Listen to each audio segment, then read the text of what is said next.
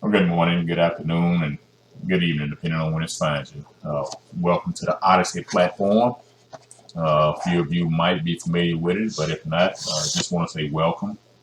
Hope you're having a great day. If you haven't started, hope you're having a great day. If you finished today, hope you had a great day. And, you know, as I stated on the intro video, true love of Yah, the person we call God, means following the rules of Yah. And if you didn't hear what I said about the quote from Horace Greeley, go back to the listen to that intro video, and because I don't want to read that again, because I got quite a few notes on this one that I want to share. And as I stated on that video clip, we want to sing "God Bless America," but my question is, should we really be singing that song? Because how are we going to ask God to bless America when everything America is doing is damnable? You know, one of the 10 Commandments says, "Thou shalt not bear false witness," lie.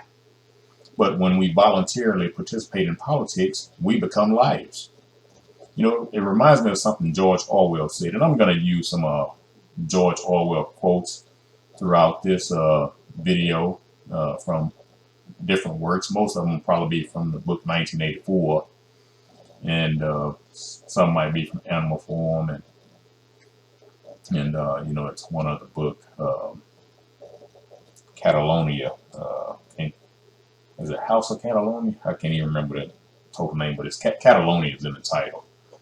But George Orwell wrote Animal Farm in 1984. Most people are more familiar with those than any of the other ones. And see, we know him because of those two. But Orwell said all issues are political issues. And politics itself is a mass of lies. You know, he would go on to say that political language is designed to make lies sound truthful and murder respectable. Murder respectable. And to give an appearance of solidity to pure wind. Orwell also said, in a time of deceit, telling the truth is a revolutionary act. Now, that's the end of that. We've been conditioned and brainwashed to participate in lying by choosing people who lie to us. How do I know this is true, and how do you know it's true? Because we've all heard the statement, all politicians lie. And the other one is, I'm going to choose, when I vote, I'm voting for the lesser of two evils. But doing this very act of voting, you are going against the very Bible you say you follow. You know, how can I say that? Doesn't the Bible say we are in the world, but to not be of the world? What does the American world do? Vote. Do you think if the Messiah was on earth in this election in upcoming November 2024, we would see him go into any voting booth anywhere? No. Orwell also said, the party told you to reject the evidence of your eyes and ears. It was the final, most essential command. Now, how many times have pastors told us to pray for political leaders? Most of the time they use Romans 13. Well, why haven't they ever used the book of John, chapter 17? And John chapter 17, verse 6 says, I have revealed your name to the men whom you gave me out of the world. They were yours, and you gave them to me, and they have guarded your word. Verse 9 says, I pray for them. I do not pray for the world. I do not pray for the world, but for those whom you have given me, for they are yours. Verse 16 says, they are not of the world, as I am not of the world. See, we want to keep singing God Bless America, but America won't repent of her sins. America has done the Native American wrong. America has done the American Indian wrong. Notice, those are two different groups of people. You know, I've mentioned that on a few other videos, and I'm not going to get into all that right now. You know, America has done the black Hebrew wrong with slavery. And the reason I separated the black Hebrew with slavery from the Native American is because those are two different groups of black people that were in America. You know, America has done the black Hebrew wrong with convict leasing. America has done the black Hebrew wrong with Jim Crow. America has done black folks wrong with black codes. America has done black folks wrong with redlining. America has done black folks wrong with the interstate highway system. Yeah, you know about that one, did you? You research it yourself. America has done black folks wrong with the KKK. America has done black folks wrong with segregation. America has done black folks wrong with separate but equal. America has done black folks wrong with the birth control leave, which changed into Planned Parenthood. America has done black folks wrong by legalizing baby murder by doctor. America has done black folks wrong by lynching them. America has the highest incarceration rate of anyone in the world, especially black men. Many black men are in prison for victimless crimes. Many are in prison for marijuana. Now, America is legalizing the very same thing they locked up countless black men up for, so that now white men can make huge profits. Yet, America won't free the black men locked up for weed. America uses its cops to harass, beat, and abuse black folks. America created a tax system that exploits the people and enriches a small class of people. In America, you buy a house. You pay taxes on the purchase of the house. You pay taxes while you live in the house. And if you decide to sell that house, you pay taxes on that as well. If you decide to remain in the house, you still have to pay taxes once it's paid off. If you refuse to pay the taxes on the house, America comes in and takes the house from you. In the original tax code, wages were never supposed to be taxed because it was a tax on productivity. The only thing that was supposed to be taxed was income earned through things like investing. And even that system is flawed. If you invest money and lose, all of the investment is at your own risk. If you invest and make gains, all increase belongs to you and America. America will give the people in the country a stimulus check for $1,200 and then give bankers billions. America consistently sends troops and aircraft to drop bombs on different countries all over the world. Now, back to Orwell.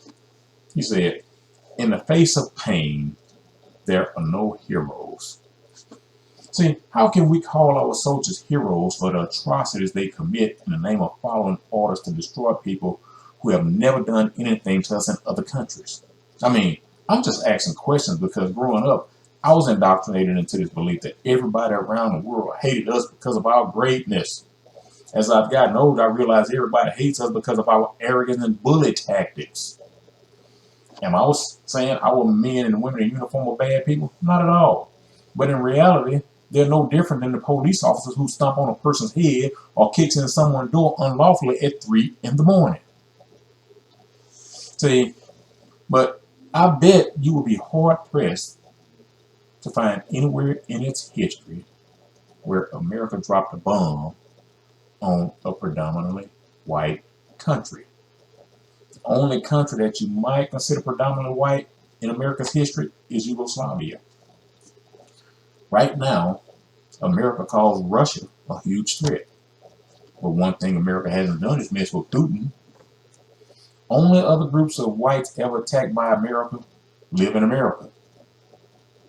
Think, Oklahoma City, World Trade Center twice, Kent State, Waco, Philadelphia. Joe Biden continues to bomb other countries.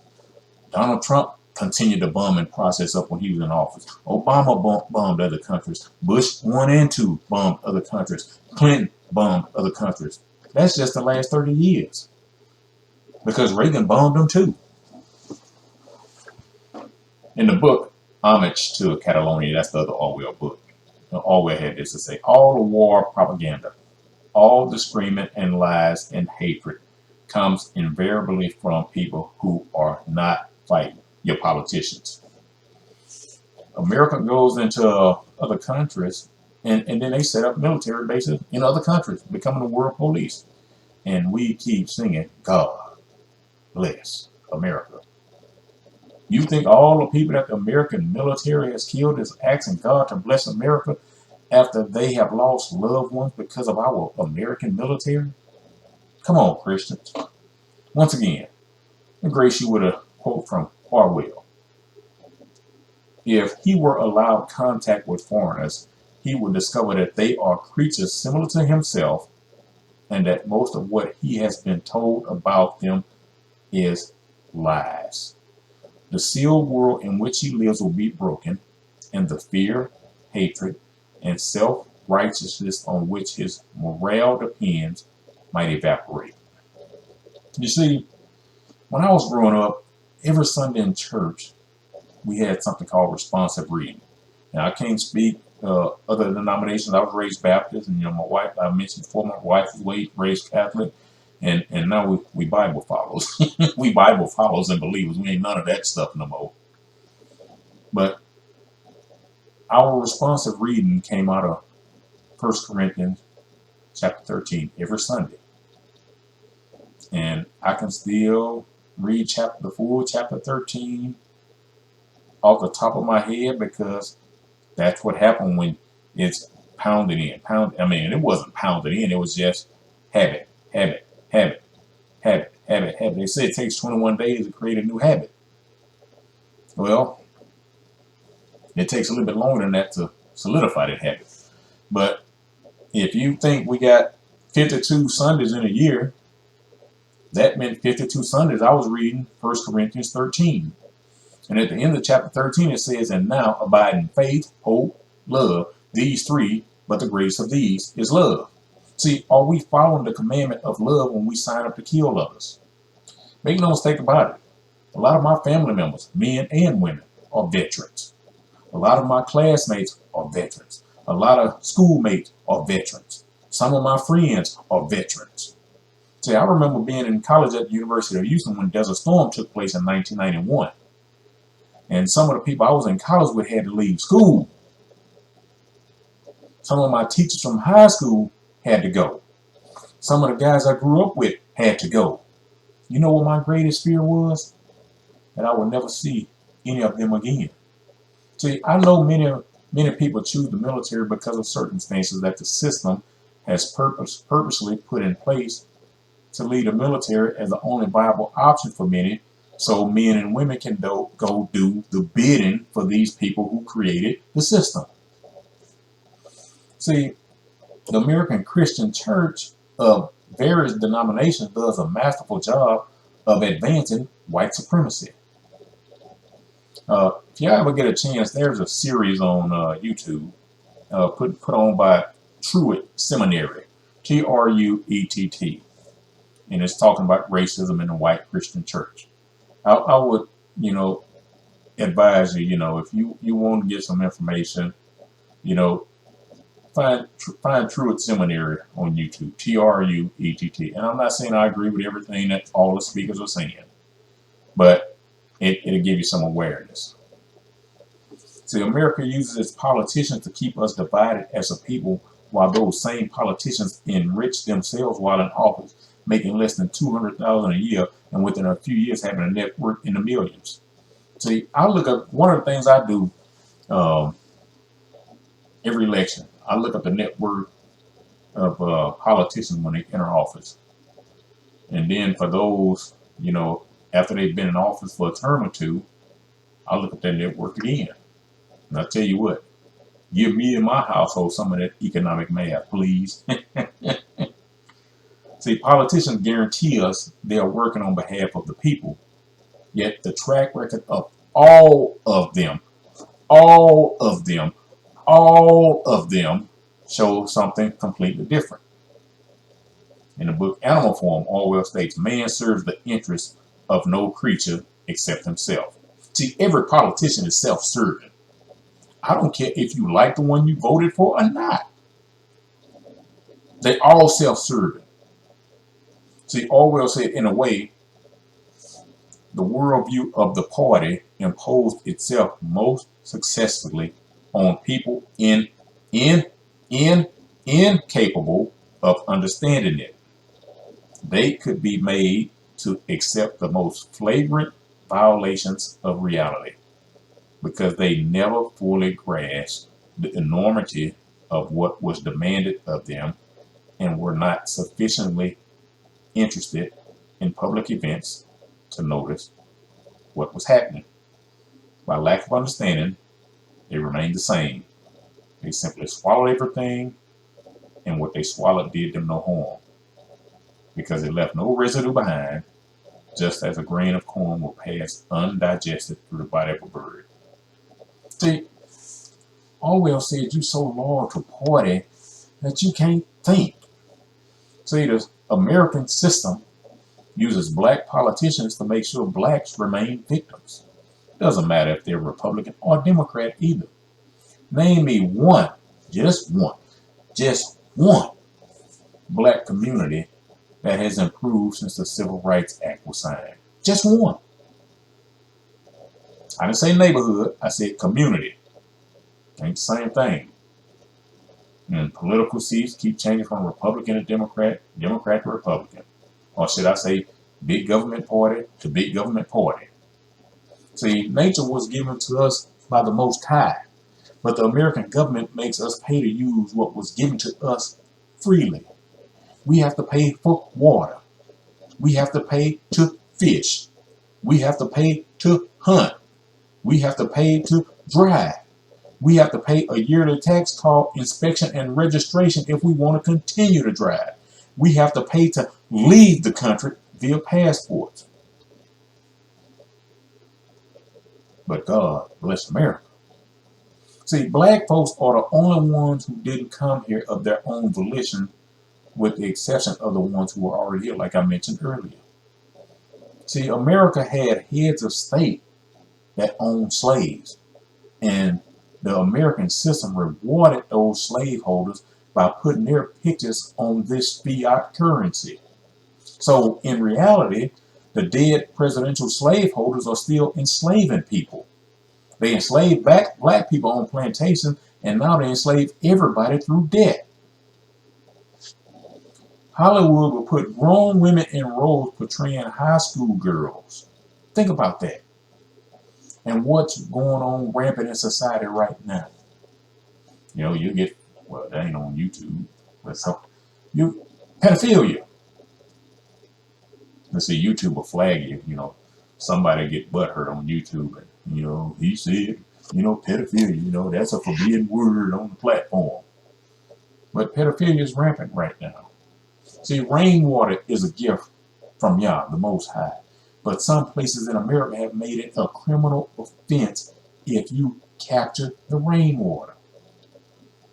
America has historically paid blacks less than their counterparts of every other color. And these same companies in America still do the same thing right today. After slavery had ended, America created the system of sharecropping, which was another exploitation tool against blacks. How many black communities have been destroyed by whites in America? Is America the greatest country in the world? Well, I can't say, because it's the only place I've ever lived. But in communicating with people who live most of their lives in America and have now moved to other countries, they seem to disagree. A lot of them have moved to Panama. Many have moved to Costa Rica and Ecuador. One of the things a great many of them marvel about is how much their health has improved since they left America. If America is so great, why are we the sickest people on earth? Why would America the Great keep allowing food companies to put poisons in our food, in our water, in our air, while other countries have banned these same chemicals? In Europe right now, 19 countries have banned GMOs. But in America, our politicians are trying to get the GMO labeling removed from our products. Now, Supreme Court Justice Clarence Thomas used to be the attorney for Monsanto, and Monsanto never lost in court. There is a documentary on Netflix called Live to 100. Guess what country they don't live in? United States. I have a friend who moved to a country in Africa, and she and I communicate regularly. One of the things she told me is my wife and I need to visit her and her husband. She told me that every health ailment and issue she was battling in America is practically gone. She lost some family members behind health issues and decided to leave and live somewhere else. She has not regretted her decision at all. See, we live in a country where politicians sign orders to send troops to violate the rights of people in other countries. We live in a country where police departments steal people's assets through civil asset seizure programs, therefore violating the rights of the people in America. They can steal your money and assets, and then you have to find an attorney to go and fight on your behalf and prove you were not engaged in criminal activity, while at the same time the police were the ones engaged in criminal activity. When a detective brings you in for questioning, the questions are phrased as if you're already guilty in America. What do I mean? They will ask you where you were at a certain time. That's automatically a question of guilt, and by asking you that question, they're telling you to prove to them that you were not there and you didn't do it. How many lives have been destroyed by overzealous prosecutors who just wanted to get a victory under their belt in America? How many judges violate their oath in America? How many patients have been harmed by medical doctors and the doctors are allowed to continue practicing with no type of repercussion in America? How many school teachers have indoctrinated students with their flawed mindsets here in America? I saw a video like 2-3 weeks ago, and school teacher, black lady, has this thing in her class where she would have each one of her students go into the closet individually, not together, individually. Then when they came out, she would ask them what they identified as. If the student said they was something other than the gender they were born, she would reward them. She would punish the students who identified themselves as who they were born as. So if a boy went in the closet and came out and she asked him what he identified as and he said a boy, he would get punished. And same thing with girls. Get this. She's a 4th grade teacher. So this woman is messing with 9 and 10-year-olds like this. 4th grade teacher. And it hurts, period, but it hurts me even more that this was an ignorant black lady doing this to our youth. You know, like that old Nintendo game, I don't know what it was. Finisher, you know. But that's painful.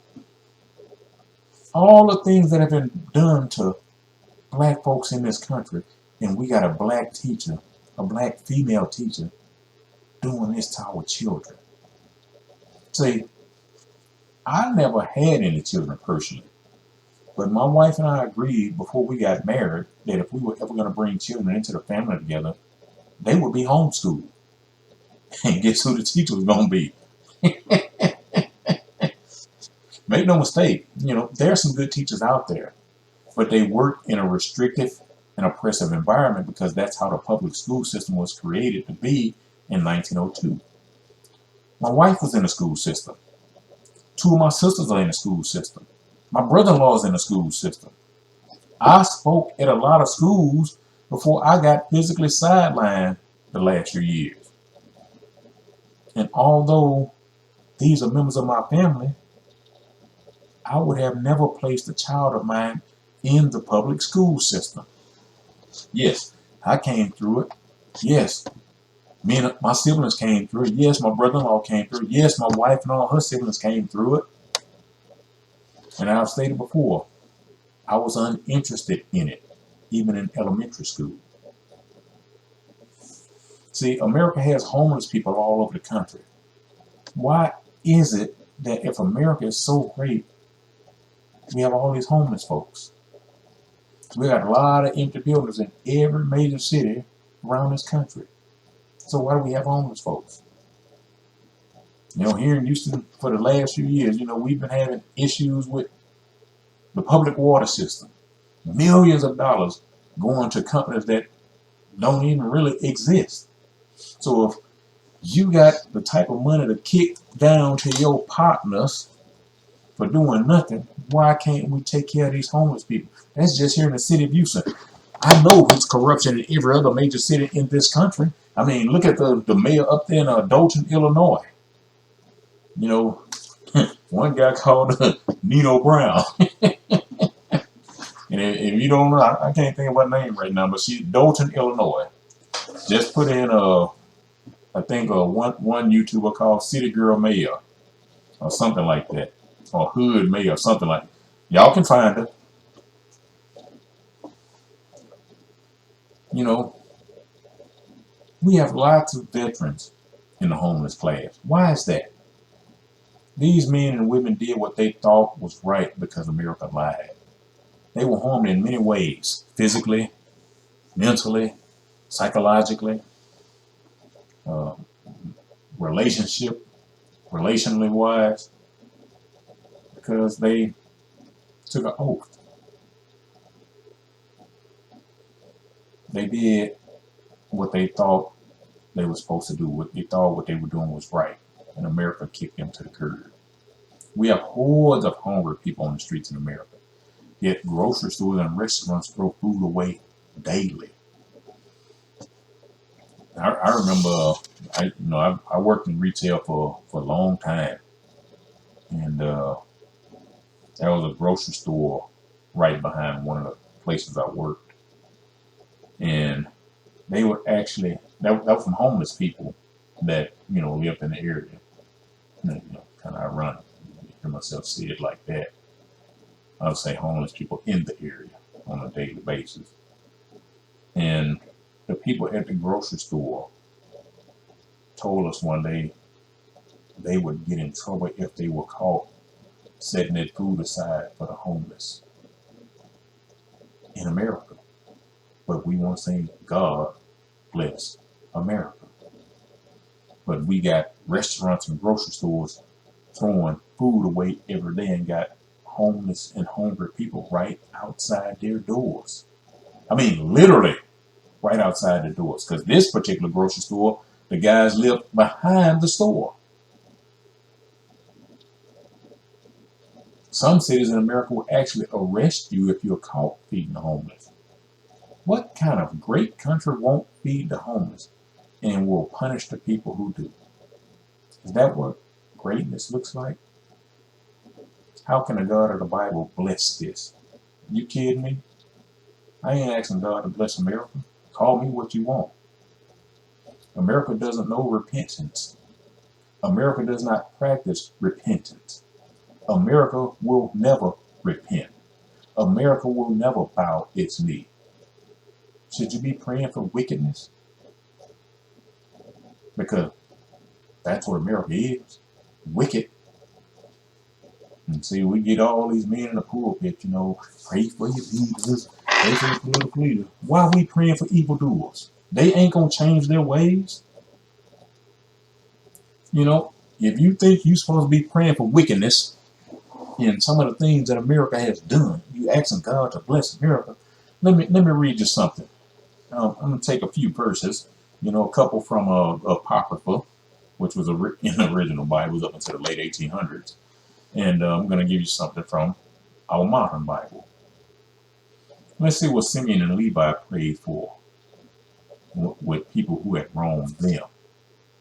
And Simeon and Levi swore and said, as the Lord liveth, the God of the whole earth, by this time tomorrow, there shall not be a remnant left in the whole city. That's in the book of Jasher, chapter 34, verse 23. And I just pulled that from online because I have a Bible, that has all the Apocrypha in it with all the Hebrew names and all the Hebrew language in it. So I just pulled that from online.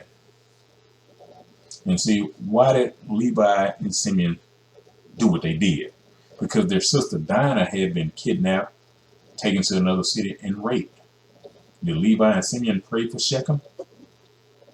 So why do pastors think we should pray for a country that raped our ancestors, our great ancestors, men and women? Why do pastors think we should pray for a country that abused, beat, mistreated, and killed our ancestors? Maybe if America truly repented, We could easily pray for America, but America continues to mistreat us as a people. What did the most powerful son of Jacob say? Did Judah pray for a corrupt country? In Jasher, chapter 54, verse 4.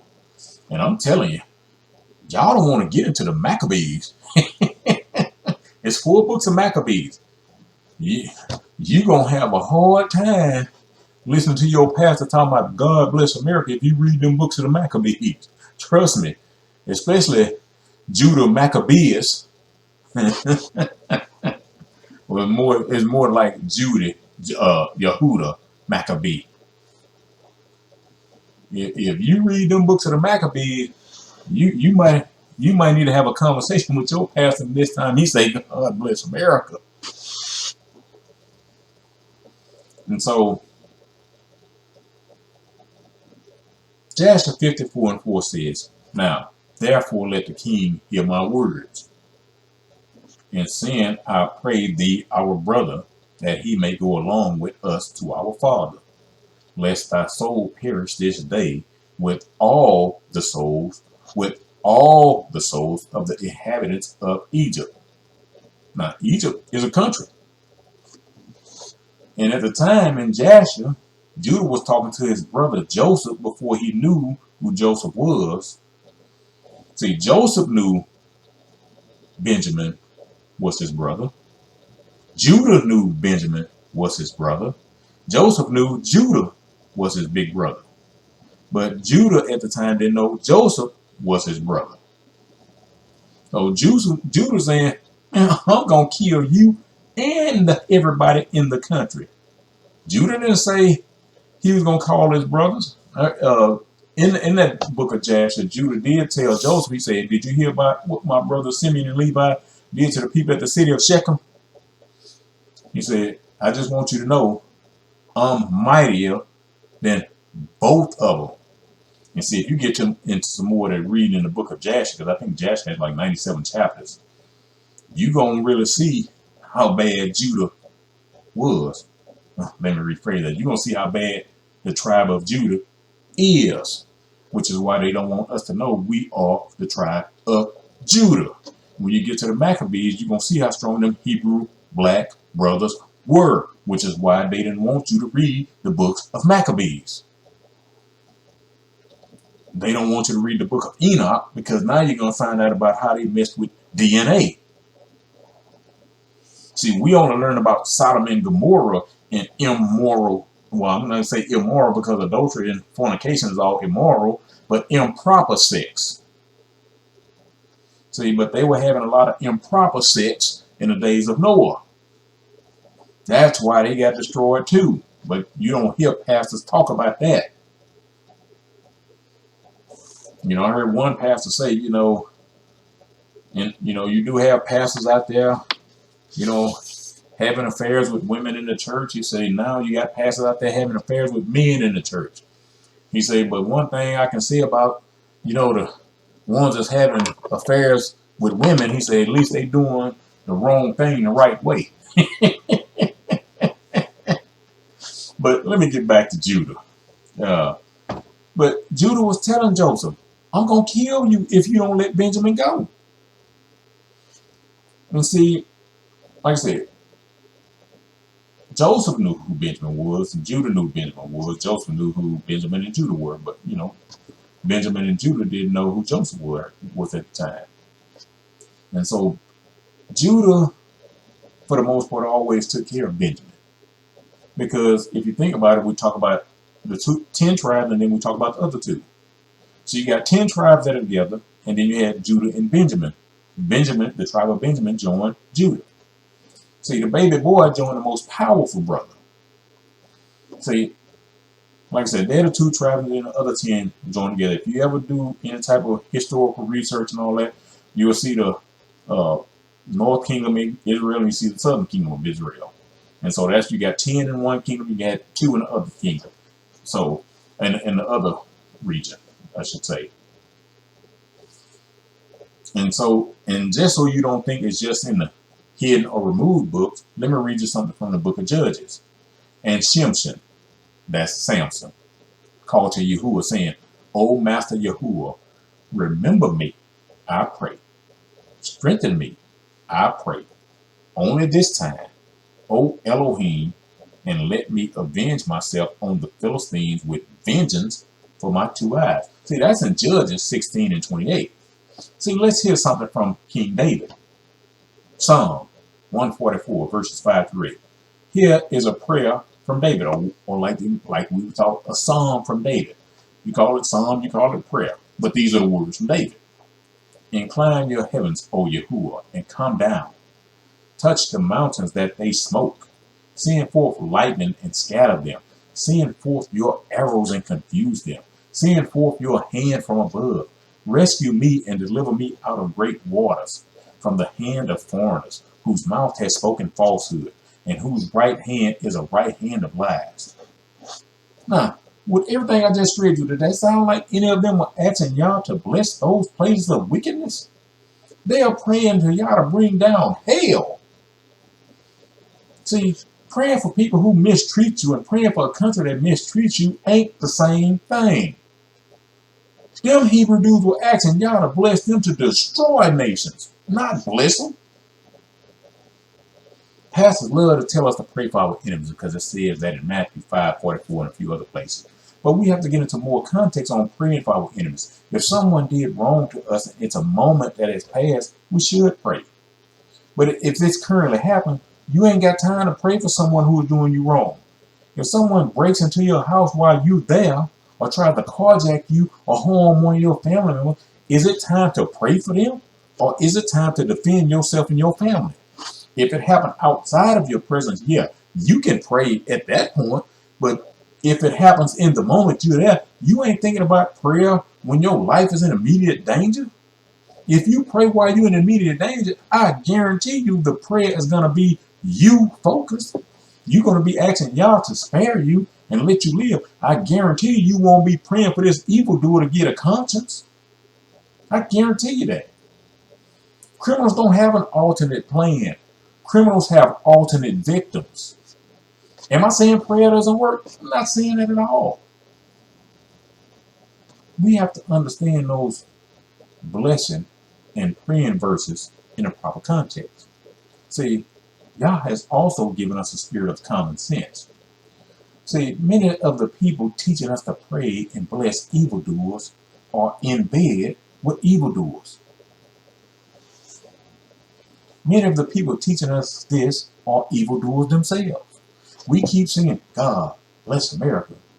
But every year, the American government threatens us with a shutdown, threatening the services we have already paid for through our taxes. However, one thing that never gets affected during a government shutdown are the incomes of politicians. Most of your politicians are business owners anyway. Even though they're not supposed to really be active in their businesses while they're in office, show me one who ain't. Another thing that never happened with the threat of a government shutdown is foreign aid to other countries. Other countries never get threatened with the loss of taxpayer-funded dollars, but taxpayers always getting threatened with the loss of money they put into the system for basic services. We want to sing God bless America, but America took care of presidents who tried to buck the system. See, make no mistake, Abraham Lincoln was a dictator. Research and understand and study about the people he put in prison and why he put them in prison. Make no mistake, JFK did not like black people. See, there are plenty of records out there that shows that America put the cocaine in black neighborhoods. How is it that America the Great gave harsher prison sentences to black men for crack while giving lighter sentences to everyone else for cocaine when the amount of the drugs were the same? Now, make no mistake about it, I got a video on this channel talking about who was really pushing at the forefront to give stiffer sentences to crack. It was your black caucus, your congressional black caucus, and a lot of other black leaders pushing that narrative. So it ain't all white America. Them Porch Monkey House Negroes, Uncle Ruckus Negroes are responsible for a lot of that. I said that about your black politician. I said it.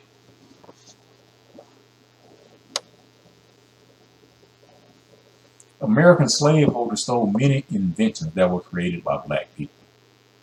The CIA brought crack cocaine into black communities while the Reagan administration was promoting a war on drugs. America does not follow any of the God of the Bible's law or commandments. America, your God is blessing America. Sadly, your God is the God of the world and not the God of the Bible. See, America's biggest God is money. We keep asking God to bless America, but Proverbs 14:34 says, righteousness exalts a nation. Righteousness exalts a nation. See, exalt means to elevate. Exalt means good character. Exalt means honor. Samuel Adams said, liberty would not long survive the total extinction of morals. See, we keep asking God to bestow favor upon America, but America has no righteousness. You can't get no divine favor when you are unrighteous. We're around here singing a song asking God to bless America. Well, anything God does for us has some conditions attached to it. What are the conditions for his blessings? I'm glad you asked. Surrender to him. America gets an F. Keep his commandments. America gets an F. Ask him for it. America gets an A+. Bless others. America gets an F, unless you're talking about certain people in certain countries. Surrender to his sovereignty. America gets an F. Give him priority. America gets an F. Remember the poor. Well, if that was something worse than an F, America would get it. We keep saying, God bless America, but we are asking him conditionally based on our conditions, not his. The government has become America's God, and every time that song is sang, we are actually empowering the American government. Right now, right today, we are in a constant battle with one another about Democrats versus Republicans. Now, at one point in time, there was a difference. Ain't no difference no more. See, I was caught up in this system of voting. The only difference we have in this country is we, the people, versus they, the government. Be it Republican or Democrat. And we keep saying one party is better. Oh, really? Name one thing, just one thing that has improved in the last 10 years, regardless of which administration has been in power.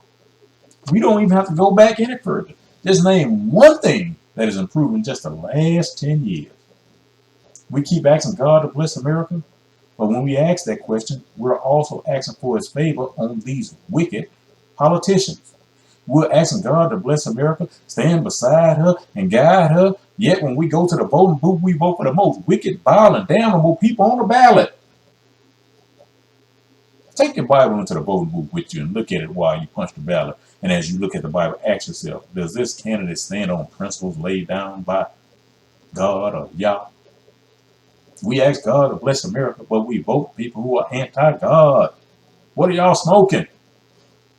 God protects ignorance. I should say Yah protects ignorance. He doesn't protect stupidity and defiance. He probably saying, they calling on me, but then they do everything that's against me. Did y'all forget the Exodus out of Egypt? He had promised a land flowing with milk and honey, yet the people kept complaining. He showed them all his wonders while they were in the wilderness, yet they were still not satisfied.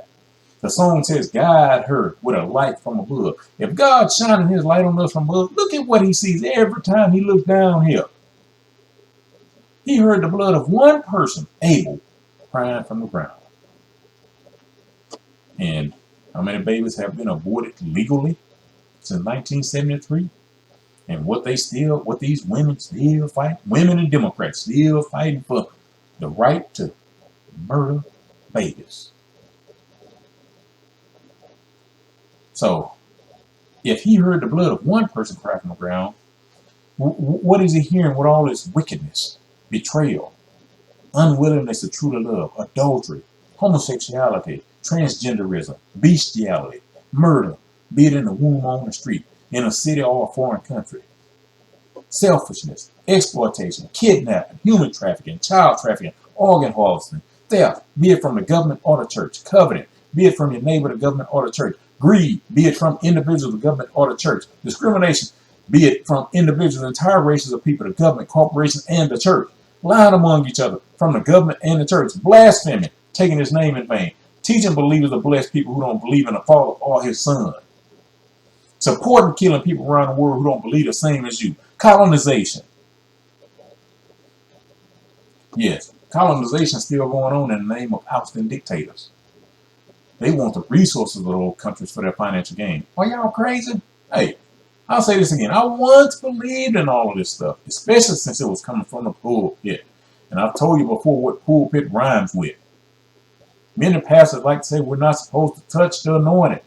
Well, do we really know who the anointed are? Because if we listen to pastors, the only anointed ones have churches. That's the farthest thing from the truth. Have you ever heard of a guy named John Woolman, Woolman? Woolman didn't have a church, but he walked everywhere spreading the gospel. And that's why it was believed he died so young. I believe he's like 53 when he died. And I have John Woolman's book here. John Woolman was real big anti-slavery. He did not believe in that at all. But I'm going to do you better. Where was Paul's church? Where did the disciples set up their churches? Where was Moses' church? Where was the Messiah's church? You will never find a church, but we can all agree that all of them were anointed. We sing God Bless America, but a lot of the pastors in these pulpits are acting a congregation to bless them financially. When I got out of the hospital, my sleep pattern was off because I wouldn't sleep at night when my wife wasn't there. I wanted, even though I was really in no physical condition to do anything, if something happened to me, I wanted to be woke whenever somebody came into my room at night. So I wouldn't sleep at night. And my wife would always say, when she would come in the next morning, because they wouldn't let us stay overnight because of, COVID-19, like Kenneth Copeland said, but they wouldn't let us stay overnight. So she would come in the next morning and she would, every time I come here, you go to sleep on me because I've been up all night. And, the staff would come in, Mr. Jones, you don't sleep at night. You need us to give you something. I'm going to stay up. But when I got home, my sleep pattern was off. So I would be up late at night watching TV, because I was bedridden. I couldn't do nothing. I couldn't even get out of bed on my own. So, the only thing I could do, watch TV, I could sit up in bed and, get me a book. But, that's just, that's about the only two things I could do late at night. And there was a show that comes on tonight. I think it still comes on. Now, I'm not going to mention the name of the show, but it always has a black choir. And after the choir would sing, loosening you up, get you feel good, a white guy, preacher, would always come out and deliver a few false words and then tell you that you needed to give $1,000 seed. I mean, the amount never changed. It wasn't always the same choir, and it wasn't always the same preacher, but the end result was the same. Give us $1,000. See, Christians will literally pass up a starving person on the street with their fake tithes in their pockets and drive right to the church and put it in a collection plate. And I said fake tithe because tithes ain't never been money. God bless America. Money bless America. That's why they put "In God We Trust" on the money, because money is America's God.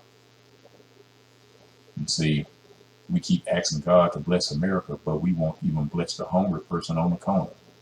I never said to give them money. Have me and my wife shared our financial resources with people who stated in need? Yes. We've always given when we could. And most of the time we would figure out how we could. Have we given food to hungry people? Yes, we have.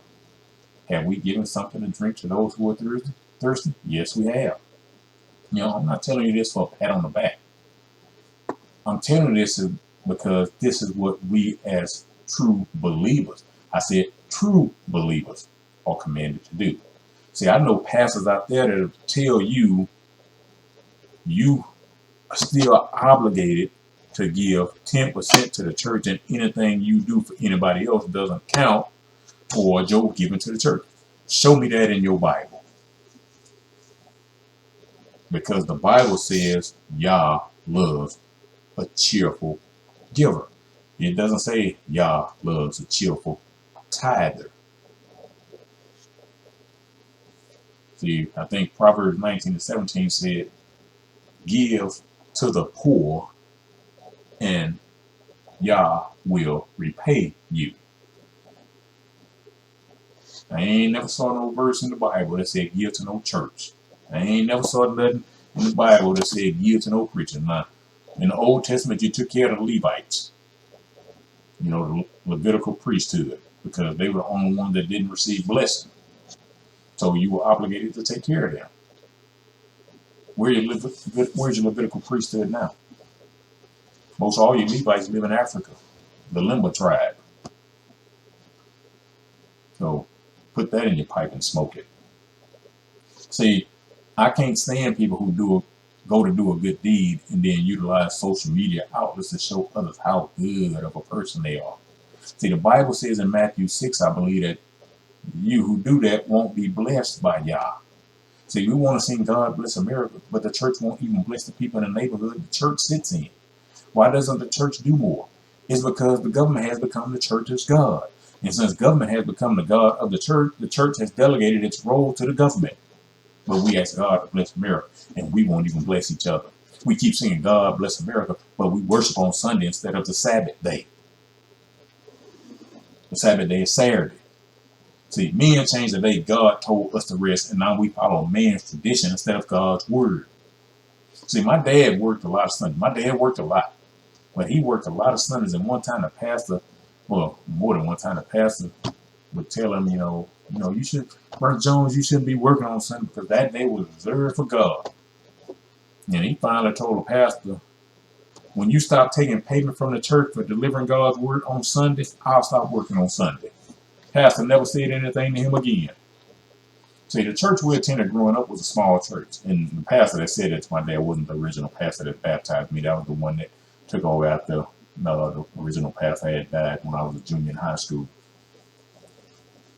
And so the church we attended growing up was a small church. And all of us knew each other personally. It's not like today's churches where the pastor hardly knows anyone outside of his immediate circle. Saturday is the Sabbath. Saturday is the Sabbath. Saturday is your day of rest and worship. Saturday is the Sabbath. The Bible says, remember the Sabbath day and keep it holy. See, I haven't found yet in the Bible where the Sabbath day changed. Isn't it amazing, according to pastors today, the Sabbath day changed, but tithing didn't? Well, it really did, because tithes is really food only. It was never money. You got money right there in Genesis because, as I stated before, Christians always want to tell me, well, the reason it was food back then because money wasn't available. And I always have to ask them, have you read the book of Genesis? And even in the New Testament, I think in the New Testament, tithes is mentioned 2 or 3 times, and none of the scenarios were good. Read your Bible yourself. I think in Matthew, and I think over in Hebrews somewhere, it talks about tithing. And neither one of the situations is good. So I haven't found it yet in the Bible where the Sabbath day changed. So you see, these pastors and seminaries have changed everything to fit a man's agenda, not Yah's. They ain't even following the Bible they teach from. Over the years, I've heard many pastors do an excellent job of teaching us why we worship on Sunday now. Now that I have studied them on, I don't listen to them on that topic. And the more I study it, it's getting hard to listen to a whole lot of them anyway on any topic. Now, I'm not saying I'm no biblical scholar or anything, but, when I start studying stuff, I start studying stuff. See, what does 1 John 2:16 say about his commandments? The one who says, I know him, and does not guard his commands is a liar, and the truth is not in him. So you say the Sabbath was changed, but the Bible says guard the commandments. See, we're asking God to bless America, but not one person has been arrested for those children on Epstein Island. Not one person has been arrested for Pizzagate. You think all those pictures of children on the side of milk cartons are by accident? Or do you think it was a planned event? You know, here recently we had some gay porn in the Senate. You know, you got child porn in Virginia. You got transgender lap dancers in the White House. You know, you got satanic statues in the state of Iowa. You know, we have men appointed by the president who dress up as women. We had cocaine in the White House. We got a homeless rate that's up by 12%. Yet we want to sing God Bless America. We've had pastors teach us that the law was done away with. I told you in the book, but hey, what do I know? That the moral laws were never abolished. We've been taught from pulpits that the law was abolished. But Matthew 5:17 says he came to fulfill the law, not abolish it. And see, I got caught up over the years with the commandments and grace and all that. You know, we not under the law no more, we under grace and all that. But if you read all through the New Testament, it's still talking about the commandments. So why is the New Testament still talking about commandments even after the death of the Messiah, if the commandments were done away with? See, we got to get a little bit better understanding of what the grace is. You know, we're not sacrificing animals for our sins anymore. You know, we're not doing that. So, you know, we have to understand what the grace really means. The Messiah says he came to fulfill the law, not abolish it. See, we got rid of his laws in these churches. And I've told you on previous videos that we should be in assemblies, not churches anyway. But we got rid of his laws in churches and seminaries, and then we want to sing God Bless America, land that I love but doesn't love me back. See, a video was recently shared with me, and it was a black attorney talking about the grand jury system in America. And the attorney said grand jury proceedings are one-sided and not to the benefit of the accused. See, the grand jury is geared toward benefiting the system. See, here in America, you know, we have one group of people praying for Israelis to destroy Palestinians. We got another group of people that wants the Palestinians to destroy Israelis. You got another side that says, why should we try and destroy anyone? And then you got another side that says, I have no dog in the fight and I'm not getting involved mentally one way or another. See, I guess thou shalt not kill is only valid at certain times for Christians. And I mentioned before, you know, you got Edomites and Ishmaelites fighting over land that belongs to Israelites. See, Christian Zionists be around here praying for war, but the Bible says to choose life. Estimates show that world hunger could be alleviated to the cost of around $30 billion. Yet, we won't do it. U.S. defense spending is almost $750 billion. What were the lyrics of the rap song? I think maybe from Tupac. You know, we got money for war, but not to feed the poor. See, Christians be around here, they be like, you know, Jews deserve that land because God promised them that land 2,000 years ago. God promised a different group of people the land 2,000 years ago. But Christians also be like, blacks don't deserve no reparation because slavery ended 100 years ago. And that even comes from black Christians. We want to bless the people that don't even live here because our pastors and the government told us we should. And we do it because we can't think for ourselves.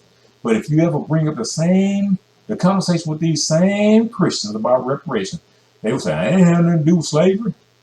So it's okay to stand with the people from another country who have been kicked out of 134 other countries. And it's okay to send them billions every year. But it's not okay to try and elevate the people who were sorely mistreated in the same country that you live in. What are you Christians afraid of? Are they afraid if blacks gain some economic power, they will lose their stronghold on white supremacy, especially in the church business system?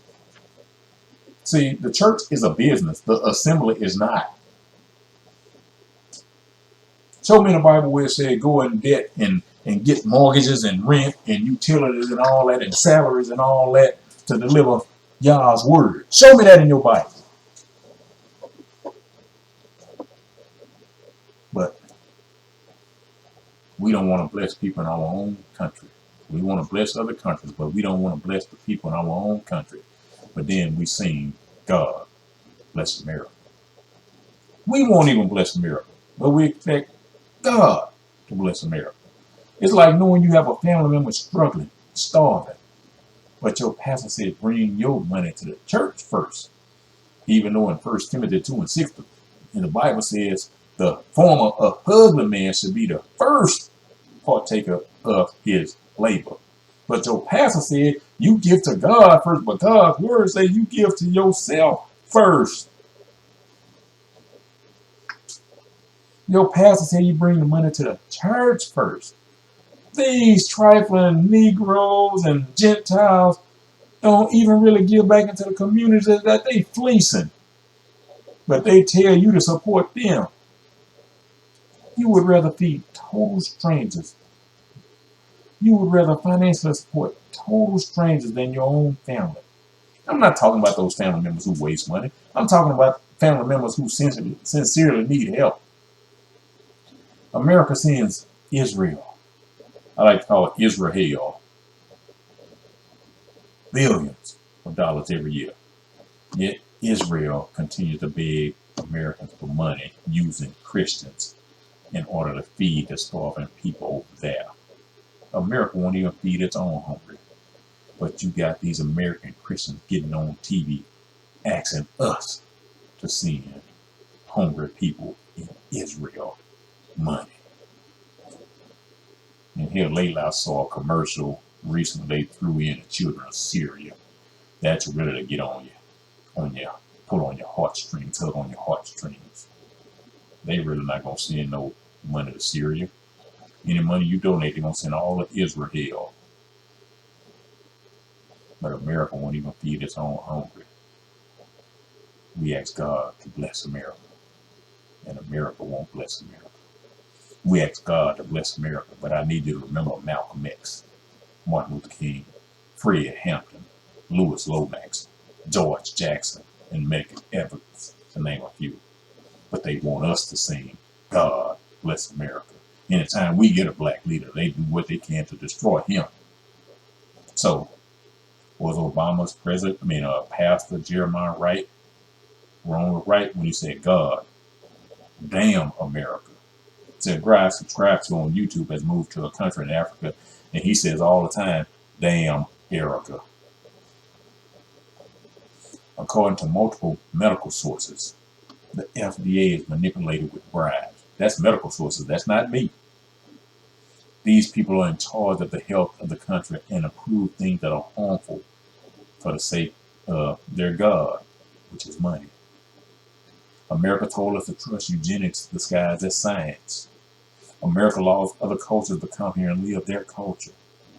But see, as black people in this country, our culture was stolen, hidden, manipulated, changed.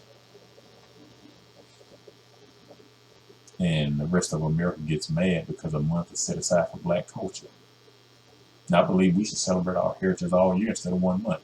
And we don't need nobody else's approval. We don't even need nobody else recognizing it. However, every time we try to set something up for ourselves, here comes someone in the system that wants to have oversight. Name me one predominantly black organization that doesn't have white oversight. So we can't even celebrate our culture unless we have an overseer somewhere within the ranks. But America's called a melting pot of the world. When black folks congregate, the system always believe they're meeting and seeking to overthrow the system, and that we up to something. Blacks are not looking to overthrow this system. We just want to be able to fully participate without discrimination and racism. I'll ask this question again that I've asked a long time ago. How many black Fortune 500 CEOs do we have in this country right now? And how many have we had historically? That's 500 companies, 500 companies, 500 companies every year. How many have we had historically? But we want to sing God bless America. Which people in America are we really asking God to bless? Based on my study, you want to know why I think America hasn't already been destroyed? You might not like this. It's because of the cries from the tribe of Judah. You know, them black folks y'all call African Americans. During slavery, our ancestors cried out to the Most High about their deplorable conditions and treatment. And once enough of them got right, he heard them. Right today, we're crying out about our condition and treatment. We're asking, Lord, why are men locked up at the rates they are? Why are young men and women being cut down by law enforcement? Why are our family units in disarray? Why are we at the bottom of the economic barrel? Why does American society hate us so much? Why do other cultures still look down on black men as if we have no intellect? Why has everyone received reparations except us? Why does every other group of people get legislation in their favor, but not us? See, the Civil Rights Act wasn't even in our favor. The cries of Judah are the only thing saving America right now. It ain't Christians. It ain't Christianity. It ain't Islam. It ain't Mormonism. It ain't Catholicism. It ain't atheism. It's Judah. The cries of Judah. Just like it was in Egypt. You remember what happened in Egypt when the Israelites left? That's the same fate of America. Christian white supremacists should be thanking Judah. Edomite America should be thanking Judah. Ishmaelite America should be thanking Judah. But most of them won't thank Judah because many of them spend their time trying to destroy Judah. How can I say that? Egypt is a place of bondage, and America is spiritual Egypt. Don't believe me? If you got $1 in your pocket or your wallet or your purse, pull it out. Look at the back of it. Tell me what you see. See, the fiat currency says, in God we trust on it. What they never told you was money was the God. How could you put former slave owners on money and then say, in God we trust? You can't trust in the Most High, Yah or God, and own no slaves. See, but they even manipulated the Bible and all that language too. You know, they want to tell you, you know, what was it over there? I think in Colossians, the piece of slaves, obey your master. That ain't what the original text says. But the text we got now that they created in the late 1800s says slaves obey your master. The original text don't say that. So why do you think we got a lot of black people turning away from the Bible in the Christian church? How you gonna justify that? And I've stated before, I went on study. I went on a quest to find out what the Bible really had to say about slavery.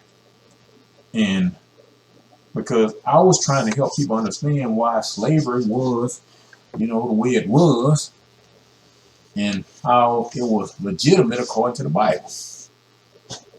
And once I started doing that, I found out something ain't right. And then I got some other aspects, and then I got them other Bibles. I said, oh. Let's see, it's kind of hard. I mean, it's not impossible, but it's kind of hard to pull people back in that have been hurt by what's been taught from these pulpits, from these Bibles. So you can't trust in the Most High and own no slaves. See, Psalm 106, verses 44 and 45 says, but he will look on their distress when he heard their cry and remember his covenant for their sake. And then in Psalm 107:6 it says, then they cried out to Yahuwah in their distress. He delivered them out of their troubles. Now I just pulled those verses. There are plenty more, but you get the idea. Once again, I'm going back to Orwell. And I'm going to, I guess, get ready to close this out. I've been talking long enough. See, Orwell said, power is in tearing human minds to pieces and putting them together again in new shapes of your own choosing. See, I'm using a lot of Orwell for this video. Uh, I mean, most of these quotes came from the book or the movie 1984, as I stated earlier. If you haven't read the book or you haven't watched the movie, I would recommend you do so. And you can see what everything is right now, and everything is going. But we got to pay attention. We got to wake up. We got to get away from all of these lies we've been taught. But that's just me. I mean, how many of you gonna be man enough or woman enough to make that decision, say, I'm gonna go learn a few of these things so I can really understand what's going on? Or are you gonna continue to blindly follow your government, your politicians, your churches, and your pastors? A great majority of them are so freaking confused. I almost cursed, not even cursed. They so freaking confused. And what does the Bible say? If the blind leading the blind, both gonna fall into the ditch. There's a whole lot of people in the ditch right now. And these same mouthpieces in these pulpits keep speaking. These same mouthpieces in the government, Senate, Congress, White House keep speaking. I don't think they all are blind at all. I think all of them know what they're doing. But they know the people are blind. So they keep on doing it. See, we got to come up off of this stuff. We're not getting any younger, and things continue to get worse. We got to stand with each other. That's the bottom line. Like I talked on the video about relationship, our similarities should draw us together.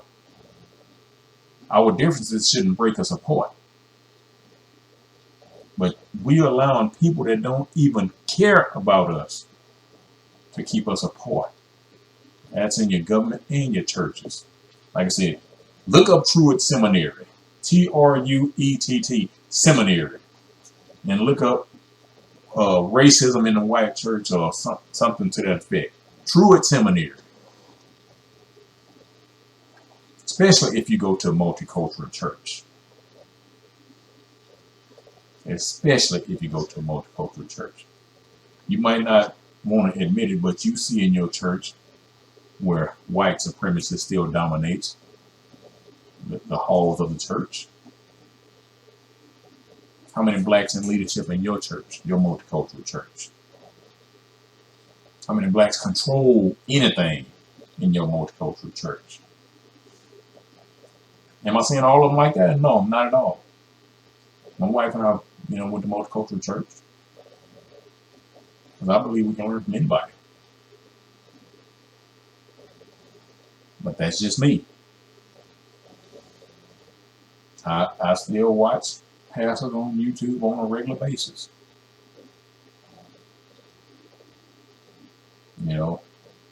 It's getting harder and harder to listen to them. It's getting real hard to listen to a whole lot of them.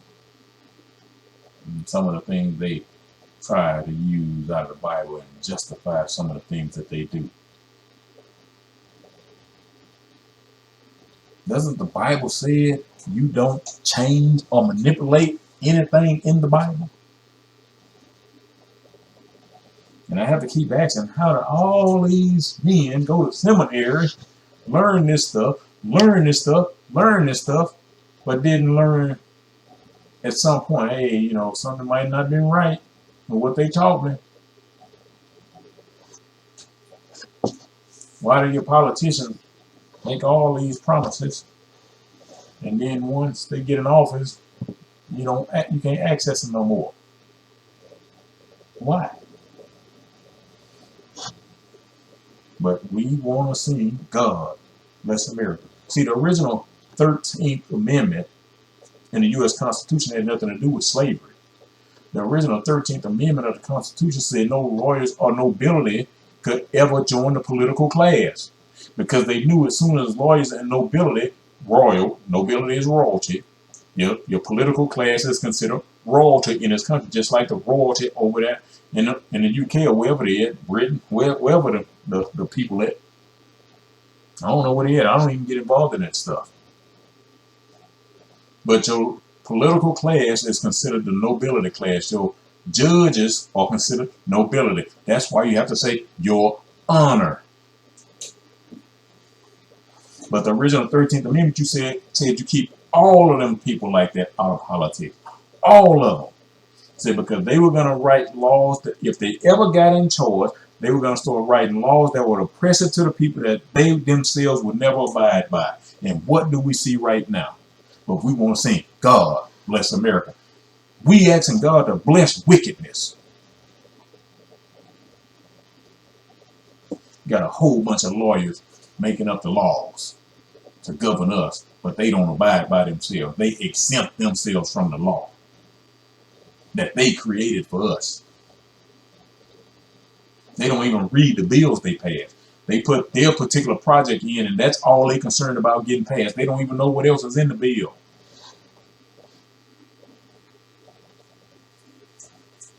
I remember reading the Health Care Act bill, and I called my congressman on the day they were supposed to vote on it. And Mr. Jones, he's reading the bill.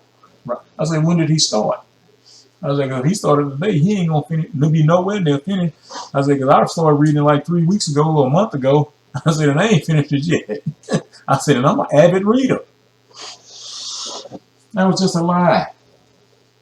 You know what was in that bill? Like most of them, you know, the people who know what's in the bills are the people who studied bills. And none of them, for the most part, none of them are in politics. Because that's how politics was supposed to work. It was supposed to be grassroots people who go into office no more than 2 terms. No more than 2 terms. And then go back into communities they were supposed to represent and answer for the decisions they made on behalf of the people. Show me a politician now that you vote for that's only been in there 2 terms. I don't care how good you think they are. I don't care if they got good legislation going. You can't sit there and ask for another amendment to be added to the Constitution to put term limits on politicians, and then at the same time say, I don't want my politician to leave politics because I think he's doing a good job. You can't have it both ways. How you gonna put term limits on somebody, but then you want your politician to stay in office? The longer they're in office, the more corrupt they get. God ain't blessing America, and I ain't asking him to. Call me what you want to.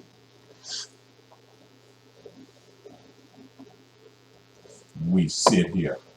And I remember reading the book, Joseph Farah wrote a book called Taking America Back. Early, might have been 2002, 2003. And he talked about how the pastors are the ones that dropped the ball in a whole lot of areas because they were meeting with Hollywood executives to make sure everything that came on TV was family friendly. And then in I think he said 1967, the pastor said they couldn't afford to meet with Hollywood executives no more. And look at what had happened to TV since the pastors dropped the ball. But I was listening to a guy the other day. And remember, in most cases, my videos are, several weeks in advance when I release them. I recorded them weeks before. But I was listening to a guy the other day. And I stopped him and I asked my wife to come in here and listen to what this guy was saying. Pastors didn't have time to meet with executives to make sure we kept morality on the TV screen. But he said he's checked with places every time you have these pastor conferences or these gospel singing conferences. Prostitution increases. Alcohol sales increase. You can't leave your teenage boys on the street because these Christian men prowl the streets looking to pick up young boys. But they can't meet about morality. How they gonna meet about morality when they doing immoral things themselves? They got time for immorality, but they ain't got time for morality. But then they want to sing God bless America. I mean, what are you really asking God for? Because he can't hear that. He can't hear that at all. The God of the world is hearing that.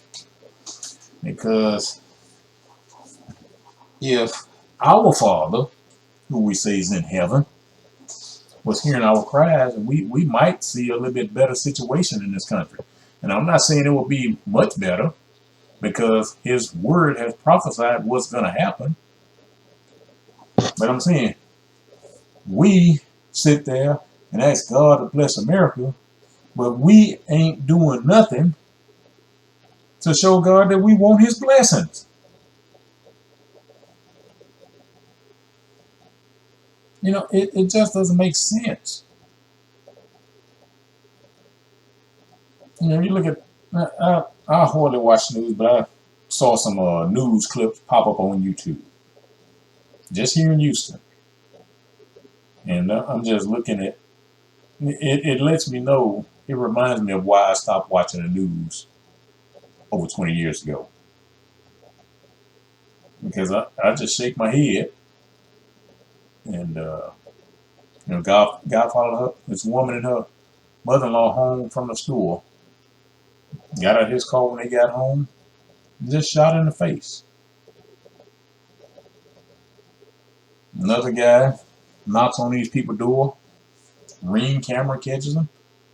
Uh, the wife is speaking to him through the camera, and the husband told her, go ahead and get out the house. He went back, hopped over their fence, stole every present from under their Christmas tree, and a few other things, stole his weapons. And nobody saw nothing. This dude looking in the camera.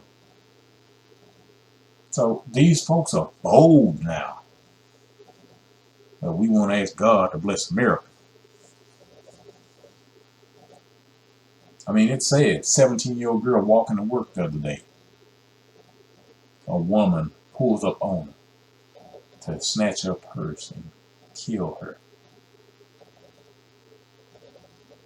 Teenage girl, grown woman, won't steal a purse.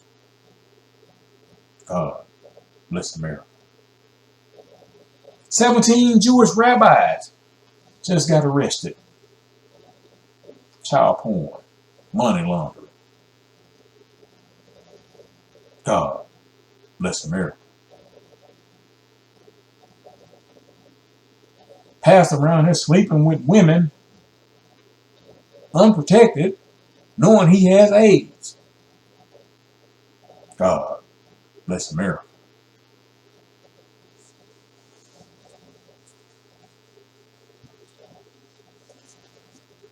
Criminals are getting bolder and bolder, having shootouts with the police. So you think if these dudes shooting at the police, you think they care about you? God bless America. I looked at a video the other day. A woman was talking about if you dating a woman, you're not your wife, just a girlfriend, you should have let the woman keep all her money. Her money is all for herself. Now, notice I said girlfriend, not wife. She said if she dates somebody, she expect him to pay her rent, pay her car note, pay her car insurance, pay for her groceries, pay for her nails to get done, pay for her hair to get done, give her some spending money. Because if not, what she need him for? And my thoughts are what he needs you for. But how many women out there have that mentality now? God bless America. See, I'm recording this video, like I said earlier, but I just got some devastating news, a couple hours before, that someone I know, have known for years, didn't make it. had received a message a few days ago, saying that, they were in a state that was, kind of dire, and asked for prayers, and didn't make it. I, I'll ask God to bless that family. I'll ask God to bless them in their time of sorrow.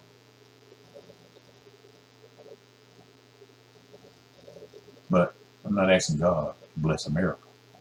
I'm not asking Yah to bless America. Why would you ask Yah to bless a place that's going to be destroyed anyway?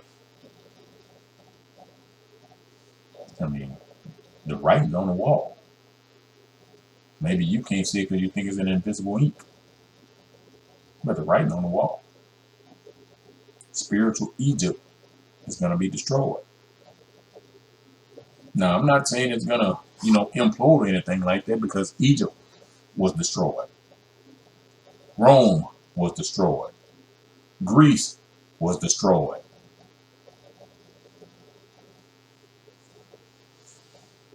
Atlantis was destroyed.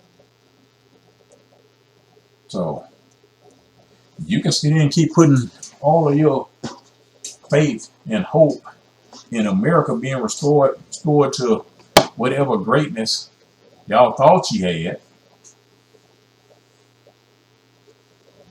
And you can sit there and wait on that if you want to. But I don't see it happening unless something mysteriously changes. Unless America gets down on her knee and repents. God's not going to bless America. He might be blessing some individuals and some individual families and things like that. But he ain't blessing America. Trust me on that one. You can sing that song all you want to. Man that I love, man beside her, guide her through the night with the light from above. From the mountain to the prairies, to the ocean, wipe the foam. God bless America, my home, sweet home. You keep on singing that if you want to, thinking God gonna bless America. God can't bless wickedness.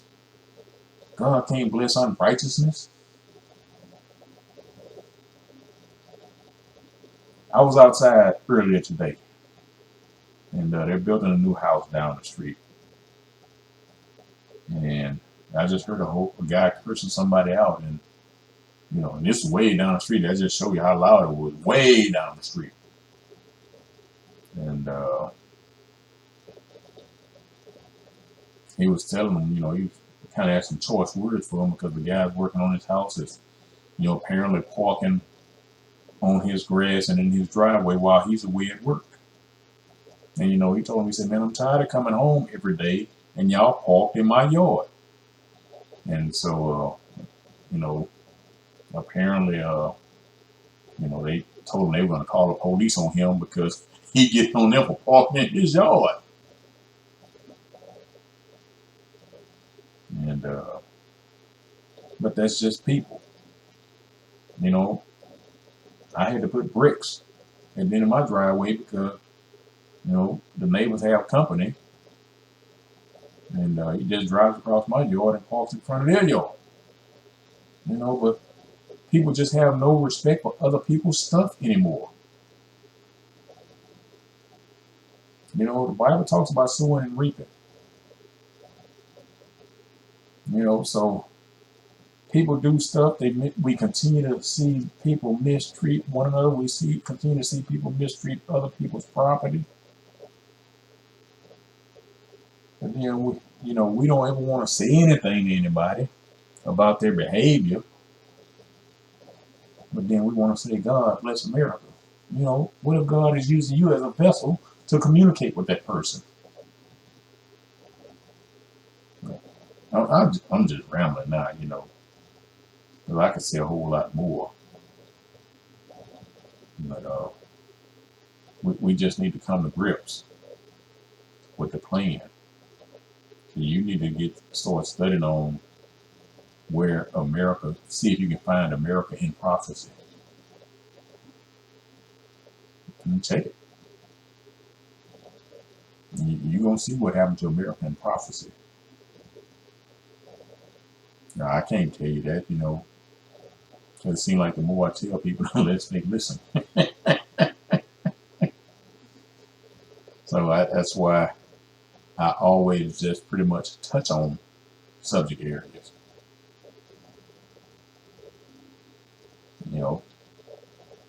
As I say, YouTube has done everything they can to minimize my presence. Speaking of that, I was looking for a video. My video on human zoos, titled "Human Zoos Dunking Booths and Hit the Trigger." And so I put the title in because I didn't feel like going to my channel and scrolling through to pull the video. So I just put the title in because I was like, I'm on the one with this title, that I know of. And I put it in and somebody else's name popped up. Exact thumbprint, picture, thumbnail, I should say, exact title. And I said, let me click on play. Click play, my voice. The video was copied from my channel 7 years ago. I did the video 8 years ago. But YouTube said the reason they demonetized me is because I was stealing content. They said I stole all my content from other channels. They didn't say something, they said all my content was stolen from other channels. So that one particular video, like I said, was posted, uploaded on this person's channel 7 years ago. My video was posted 8 years ago. So how would I have been able to steal that from him? The first video I did on this channel, Free Blacks Who Own Slaves, I put that in one day. And I saw a few other people had actually uploaded my entire video to their channel. One guy even said, here is my upload for the week. I released a good one for you. But I'm stealing people's stuff. His video, my video on his channel and all these channels was released after my video. But YouTube says I'm stealing all my content. Make no mistake about it, I put a lot of time, energy, and effort into researching the content I give y'all. I can't help it if people like it or not. But apparently some people like it so much that they take it and put it on their channel, but I'm getting accused of stealing material. Other social media accounts have, flagged me for whatever reason. I posted a picture of an avocado with the APO label on it the other day. Y'all familiar with APO, that new coating they putting on your vegetables, even your organic ones? All I did was posted a picture with the APO sticker on the avocado. I got flagged and they said there is no evidence that Bill Gates owns this company and there is no evidence that it causes sickness or anything. And I'm like, I just posted a picture. I said nothing. I said nothing. All I did was post a picture and I got hit with this notification. You providing false information. I posted a picture. I said nothing. They shadow banning me so much, Amazon asks me to review products that I've ordered. I reviewed a product the other day, and it's not the first time that it happened, but I reviewed a product the other day, and I talked about the benefits. I talked about how great the product was. Amazon sends me an email saying, we did not post your review because it did not follow community guidelines. So, everybody's attacking me for some reason. But you know what that comes with? When you start telling people the truth. They do whatever they can to keep people away from it. And they don't care what they do in the process. You know, it used to be people could just spread rumors, with their mouth and damage your credibility. Now they do it with, online presence and AI to destroy your credibility. I mean, like I said, when I put my title of my video in the search mode, why wasn't my channel the first one to pop up? My channel didn't even pop up for the name of the video. Did you hear what I said? My channel didn't even pop up for the title of my video that I put in. Every one of my videos I put in the search mode does not show up.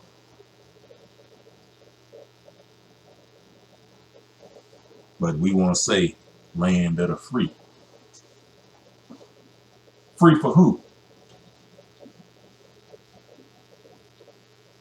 And, I don't know, this video just, I just kind of did this on a whim. I put some notes there. Everything wasn't from notes.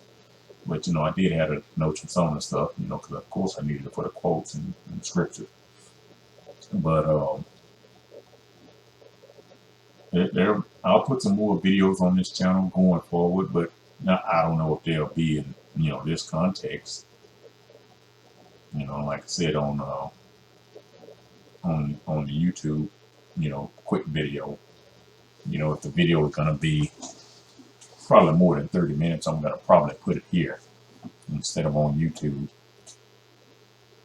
Because why? I have a reason why I'm going to maintain a YouTube channel. And like I said, it's a personal reason. It has nothing to do with YouTube. But why participate in a system that don't want you to participate in? It's kind of like, we beg for integration. We beg to be around people who didn't want to be around us. And right today, one of the things that was said decades ago, Sunday is the most segregated day of the week in this country. Why is that? Because we still want to be segregated. Folks don't want to integrate. But we want to integrate. And I'm not saying all, because nothing's ever 100%.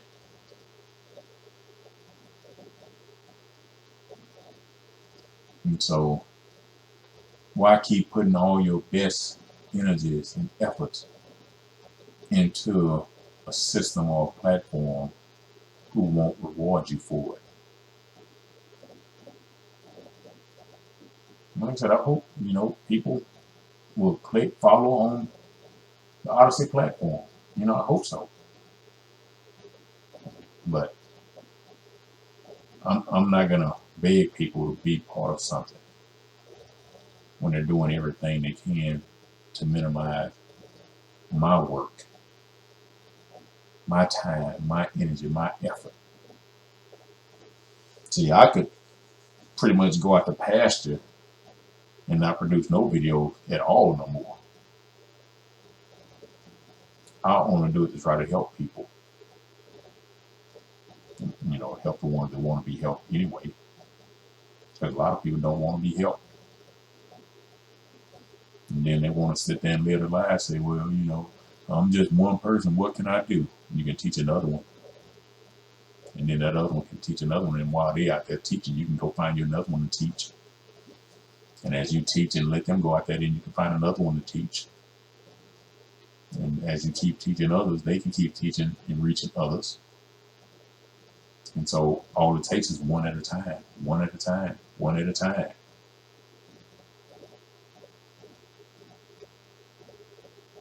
But as long as you keep sitting in your house watching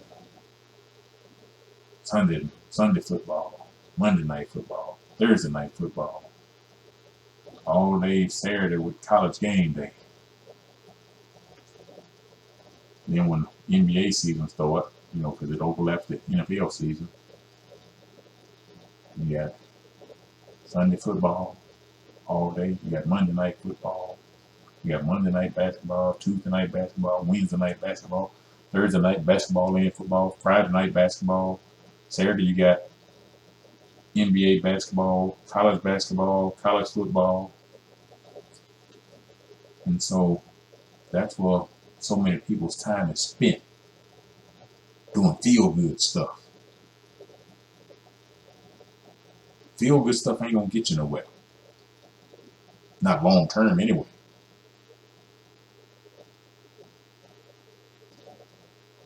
And people don't even understand the decline and fall of the Roman Empire. They gave them bread and circuses to keep their mind busy. What you think sports are in this country? What you think Hollywood entertainment is in this country? Bread and circuses to keep your mind occupied. I mean, I just like to catch a TV show now that have all straight people on it. I mean, if they want to do that, that's their business. But I don't. It's hard to even watch commercials, especially these pharmaceutical commercials. You got two dudes kissing each other, but we want to say God bless America.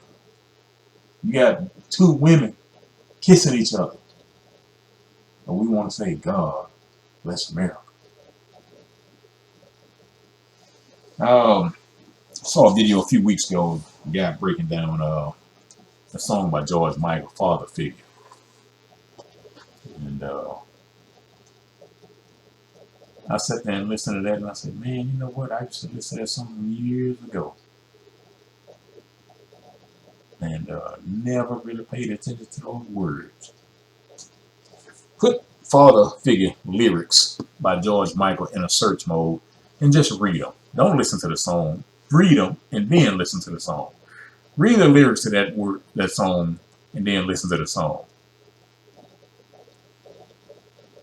And they put it right in the music for us to listen to.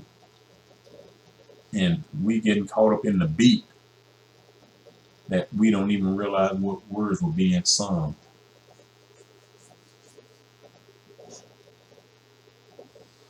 So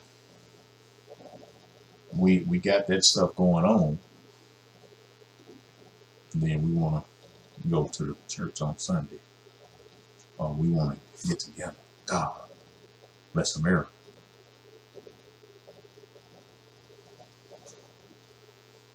Your God bless America. And America is looking like the total destruction he's blessing America with. That's the God that's blessing America. And so I just don't know. Some of you going to stay stuck where you are mentally because you can't think. And if you got offended by what I just said, just remember this: the dog that hollered was the one that got hit. And but some of you going to stay stuck right where you are mentally. When it comes to government, you stuck. When it comes to the political party you vote for, you're stuck. When it comes to what's been taught to you from the pulpit, you're stuck. But you want to sing God bless America. I ain't asking God to bless America. I told y'all before how these people stole my cousin's artwork, never paid her for it, still profiting off her artwork today. She was born in the late 1800s. And here we are in 2023, and these folks still making profit off her work that she created in 1930. And you think I'm going to ask God to bless America? America ain't blessed me. And some people might be saying, well, America bless you by being born here. Say what you want to say.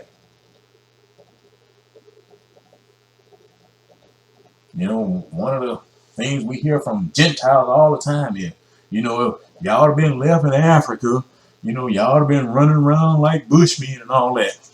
Man, look here, y'all better come off that foolishness. Y'all better stop all them lies. Y'all better get you some awareness of these great cities over in the continent of Africa. Ain't everybody over there ain't no Bushmen. They giving y'all the images they want y'all to see because they want y'all to believe all black people are Bushmen. And that we just so bad over there in the bush. If Africa is so bad, why all them Gentiles went there and stole all the resources?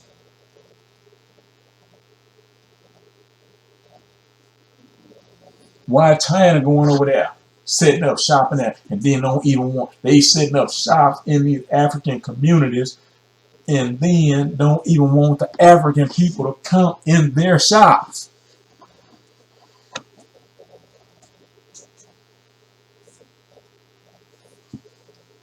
You go to Ghana, tell me what a Bushman is. Go to Senegal, tell me what a Bushman is. Go to Nigeria, tell me what a Bushman is. Go to South Africa, tell me what a Bushman is. Go to Zambia, tell me what a Bushman is. Y'all better come off them lies y'all keep telling yourself. Just like America has ghettos, just like America has trailer parks.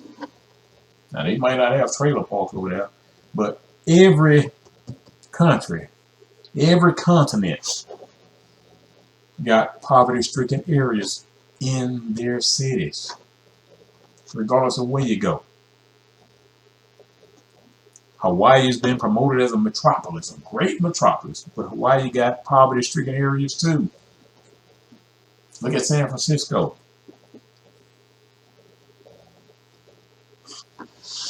But we want to sit here and talk about America the Great.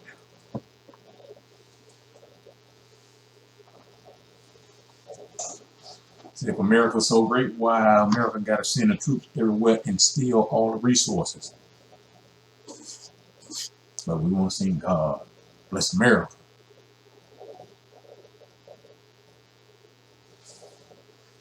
So you better get you a copy of Richard Poe's book, Black Spark, White Fire, and find out how Richard Poe said white people were living and how the black folks in Egypt were living. Find out who Richard Poe said taught who everything they know. And it wasn't white people teaching blacks. So I'm not a fan of Al Sharpton, but when Al Sharpton said white people was over there in caves while black people were building great civilizations, he wasn't lying. And like I said, I ain't no fan of Al Sharpton, but he didn't lie with that one. A lot of white people were cave dwellers. What you really think the Dark Ages was? That wasn't in Africa. Africa never had no Dark Ages. But we got all these folks want to tell us, y'all got it better here. Well, the black folks that were here before white people came had it better. White people made it worse.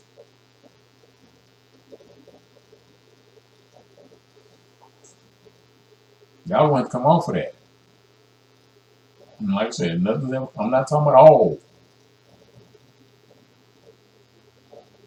Because y'all loved me when I was talking about the behavior of black people. Y'all loved me when I talked about the black behavior in the book. So, you got to get yours too. White behavior ain't been no better.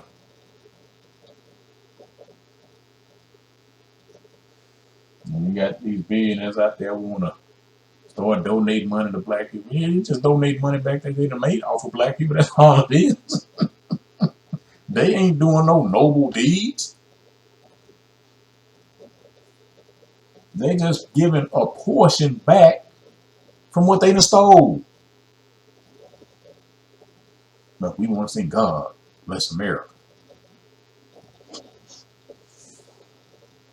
I think I told you a while back that Tesla was being sued for the treatment of black people. And I think that was might have been a class action. I don't remember exactly, but it might have been a class action lawsuit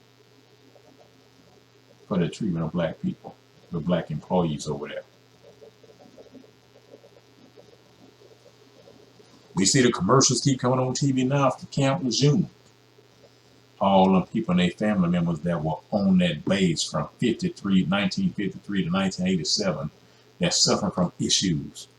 You know, you could get, some of you can get 100,000, some of you can get up to 550,000. Well, if you got cancer, how far that's gonna go? And you really think after 1987, you think they got them water lines cleared up? But we want to say, God bless America. That's just me. Like I always say, never take my word for anything. Do your own research. Find out what was really going on in Oklahoma City. Find out what really went down in Waco. Find out what really went on in Kent State. Don't take my word for nothing.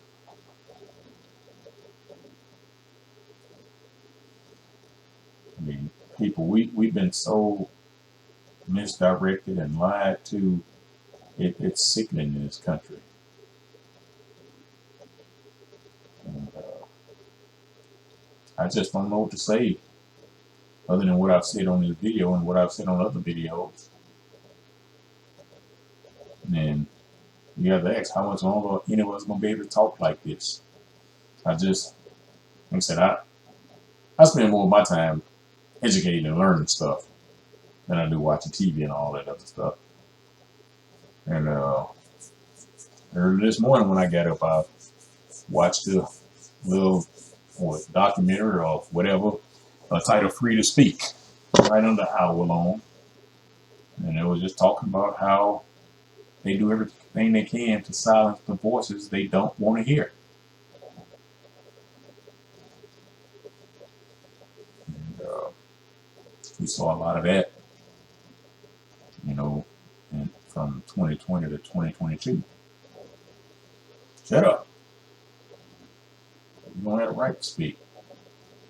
You know, we literally had people that were taking the shots, wanting to imprison those who did take the shot, take away the children of the people who didn't take the shots, fire people from their jobs who didn't take the shots, force people to stay in their home who didn't take the shot. But we want to sing God bless America, because many people believe the government instead of common sense. You know, even heard, like I said, one of the pastors I greatly respect said you couldn't even come back to his church if you didn't take the shot. That hurt me so bad when I heard him take that stand. He said if you didn't take the shot, he asked that you stay home and watch church on a computer.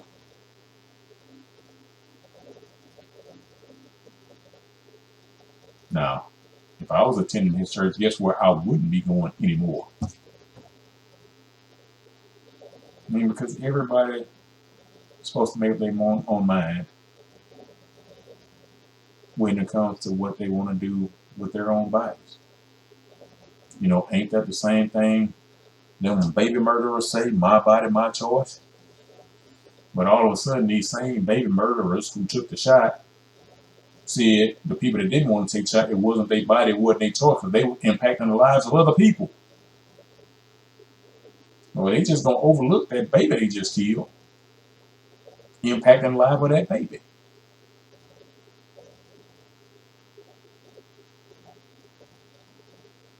But we want to sing God bless America. Not one person who didn't take the shot ever said take the children away from those who did. Not one person who didn't take the shot never said lock up the people who did. Not one person who didn't take the shot never said forced the people who did to stay in their homes. Not one person who didn't take the shot never said imprison the people who did. I saw, what's that boy named? Pierce Morgan. He keep taking the shots. He keep getting COVID. And he keep blaming the people who didn't get the shot for catching COVID. So the people that say they're part of the tolerant party are the least tolerant people in this society. They're hypocrites. I personally know people I grew up with said, don't come around them no more if you didn't get the shot. And you know what? I was okay with that.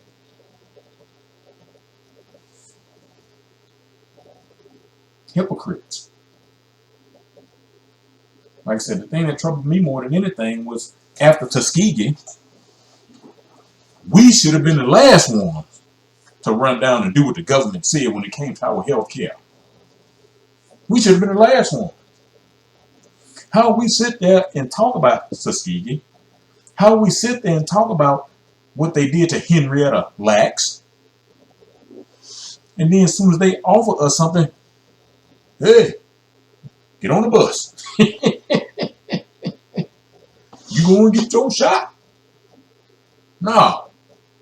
Well, you know that shot. Like lady told me, I was coming out the grocery store one day. I had went up and I forgot about, I had to wear my face diaper. And, I saw the sign on the door and I turned around and went back to the car to get it. And Mama told me, and you ought to know better than that. Most of us is getting sick and dying because we ain't taking the shot. That thing killing us. And you ought to know better than to walk around like that. I just looked at her. I didn't even respond to her. Because, I see a lot of people, especially us, when doctors perform surgery on you, they got a mask on. Why do they have a mask on? To keep the germs from getting in your body. Hey, in most cases, you in surgery for 2-3 hours. You ain't supposed to be wearing no freaking mask for 8-10 hours a day. I went and did some blood work after I had, for the first time I did blood work, after, the mask protocols were put in place, I noticed some change in some of my blood work that had got worse. It was in the red now. All my stuff was staying in the green, but it was in the red. And I said, well, man, because I didn't know at the time what caused it, what's going on, with these areas of my lab work. Why they in the red now? Because that was troubling. Because now when I was in the hospital, last time, not this time, saw some things in the red. And so I had naturally corrected all of those. And so I'm staying in the green at this point. And so I go do some lab work because, see, I don't wait on doctors to do my lab work. I always go do my own lab work too. My primary care. Who gave you the approval to do lab work? I said, I don't need your approval. I don't need no doctor's approval. I'll go do it on my own. I'll pay for it out of pocket. I don't wait for insurance to give me approval to go check my stats. You got to take your health care back for yourself.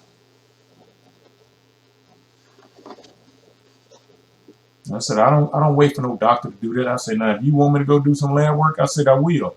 I said, but I still pay for my own lab work on a regular basis anyway. I said, because I want to know how my body's doing. And so I get home, and I was home when I got the result.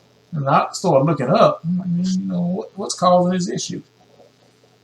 And a lot of what I found was restrictive. If you're doing something that's restricting your breathing, these numbers are going to be off. And I'm like, I ain't been doing nothing to restrict my breathing. And I said, oh, yes, I have. I've been wearing this Huggies. And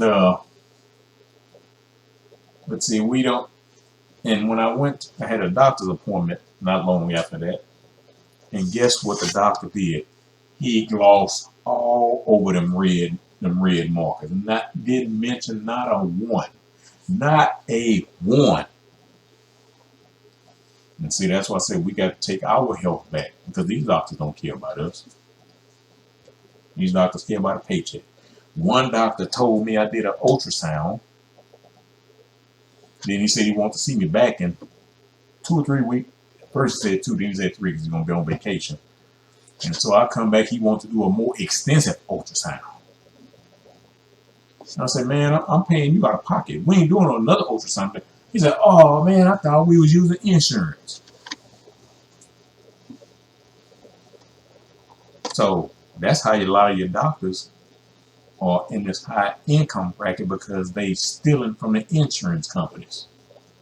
And then the people that get impacted by the insurance companies are the people that's paying the insurance companies, which is you and me.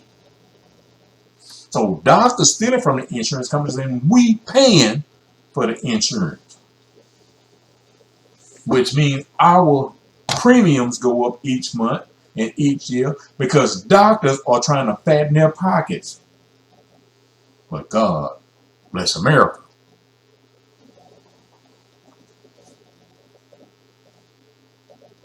And the sad thing about that particular doctor is he was one of the very few that I had a measure of respect for. And the day that happened, I lost all respect for him, and I haven't been back to him since.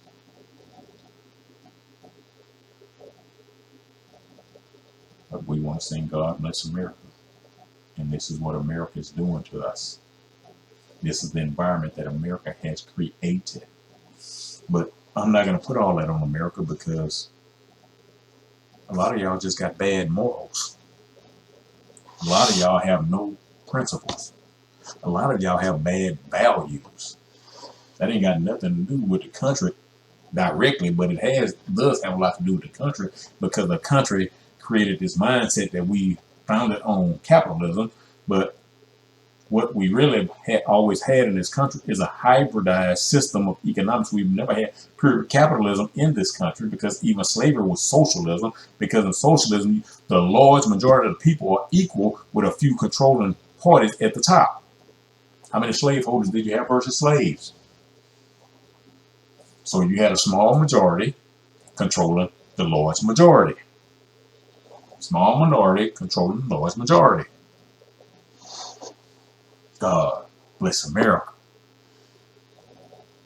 Like the guy said, he said, how could these founding fathers sit here and go to war with another country to fight for their freedom, while at the same time holding the ends of a chain attached to another man's neck? They're fighting for freedom while at the same time enslaving somebody else. But we want to talk about George Washington, Thomas Jefferson. I think Benjamin Franklin and a few others were the only ones that didn't own slaves in that group. But even Benjamin Franklin said, we not gonna uplift the sons of Africa because it's gonna hurt us economically. So even though Ben Franklin didn't own slaves, that's what Ben Franklin thought about black people. We not gonna lift up the sons of Africa. We not gonna lift up the sons of Africa. We are not going to lift up the sons of Africa. God bless America. And all they teach us about in school is the founding fathers and Martin Luther King. That's all they taught us in school. Founding fathers. Then Abe Lincoln came and freed the slaves, but they don't tell the whole story.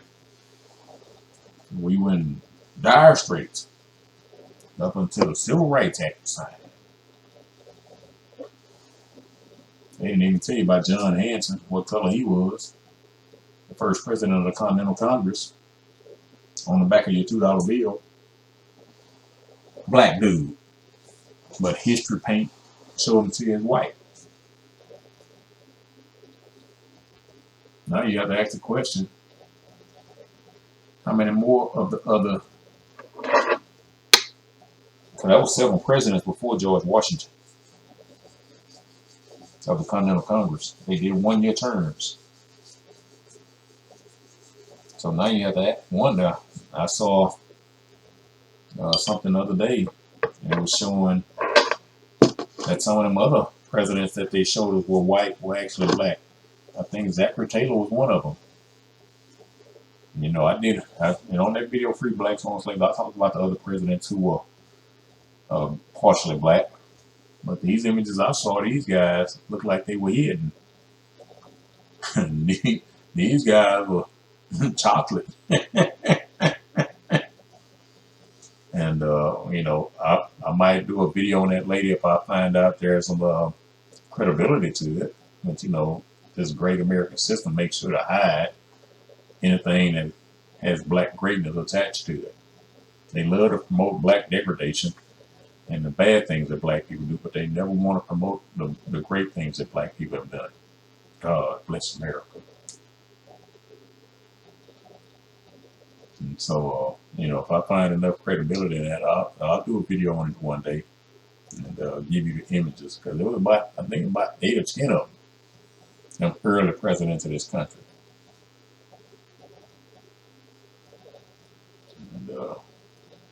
And it's just sad. You know, I've quoted George Washington in my book, but hey, what do I know? You know, every dog, you know, have a good day. You know, he said something good. You know, he was talking about political parties. But pretty much that's about as far as I'm going to go quoting anything from George Washington.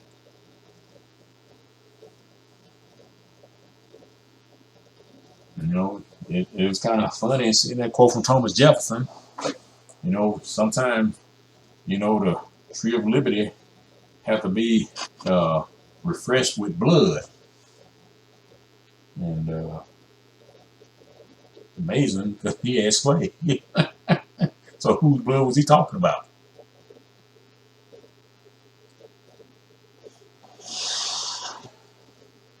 And I think which one of them presidents, I think he doesn't get much press, but I think he did a lot of, he was advocating a lot for black people. I think it might have been Grover Cleveland, I think. But, you know, you don't hear about him too much, but he wasn't a founding father either. But all of these things that have happened in this country, all of these things that are still happening in this country, and the church is silent on most of it. They'll get up and talk about it, you know, abortion every now and then, but they don't talk about free speech. They'll get up and talk about homosexuality every now and then, but they won't talk about free speech. They'll get up and talk about LGBTQ every now and then, but they won't talk about the right to privacy. But they tell you they won't talk about being accused. But they'll teach you Romans 13 from the wrong perspective. Basically telling you to bow down and kiss the feet of the American government. Because that's the way they teach Romans 13. You bow down. And so what we have with these guys teaching that from that pulpit is we've turned America into a feudalist system where you have a king and a whole bunch of servants. Because our pastors are teaching us to turn our politicians into kings. And the Bible says we are the kings. We are the children of the Most High. The government's supposed to serve us. We ain't supposed to serve the government. But let me shut up. I'm just running and running and running. You know, that's kind of what happened when I'm up late at night. You know, my wife is asleep, so I'll just talk. And but I'm gonna pretty much, you know, cut it off. And you know, because this American system, you know, you go back and look at what the American system has done to the black man and to the black family. And they want to ask black men to say, God bless America. See, there's nothing worse than a weak black man. That's why the system promotes feminism among our black men. See, our children not confused about their gender. It's grown-ups, sick, individual-minded grown-ups who push the agenda. Children are confused. These sick grown-ups are. This American culture has been groomed to spread immorality. It's been groomed to spread it by the system. The Bible says the whole head is sick. The whole head is sick.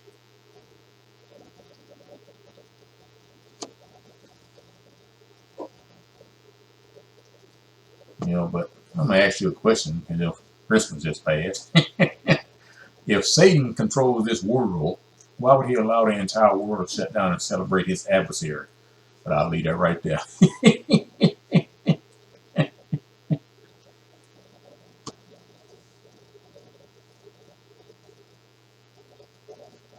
But, something else. This is not American focus, but the original, the Hebrew calendar actually starts in March. It doesn't start in January. The Roman calendar starts in January. So when I tell you that we didn't come out of Catholicism, Protestantism is just another branch of Catholicism, I mean it. White pastors and congregations say all the time they love their black brothers and sisters, but if you look at the makeup of their leadership team, they don't have much black representation. They don't have much black representation because they have to maintain all control. But God bless America.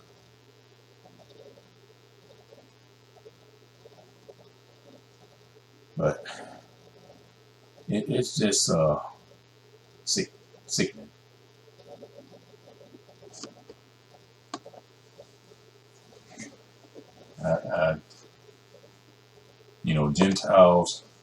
Gentile nations want black folks to shut up about the racist and brutal history that was done to our ancestors because it's not shining the light on what their ancestors did. Do they tell the Asian community to shut up? As a matter of fact, Asians just got some legislation passed not too long ago under Jim Crow Joe. Do they tell the Ish community to shut up? I mean, in Psalm 2 and 1, Psalm 2, 1 and 2, it says something about, why do those Gentiles rage and meditate emptiness? Rulers take their counsel with each other against Yahweh and his son. Or another way to say why the nation's so angry. Why do they waste their time, with plans that's not going anywhere? Think of our favorite one, King James. Why do the heathen rage?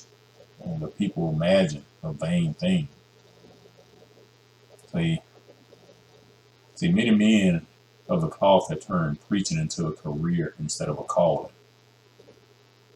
And see, in the book of Jude, we don't even hear about that book that much. It's almost like that book ain't even in the Bible. But Jude 1 and 4, it's only one chapter, Jude. It says certain men have slipped in and, whose judgment was written about a long time ago. And it said they were wicked ones, pervading the favor of, Elohim. For indecency and denying the only master, Yahuwah, and Master Yahusha, I should say. But we want to say, God bless America.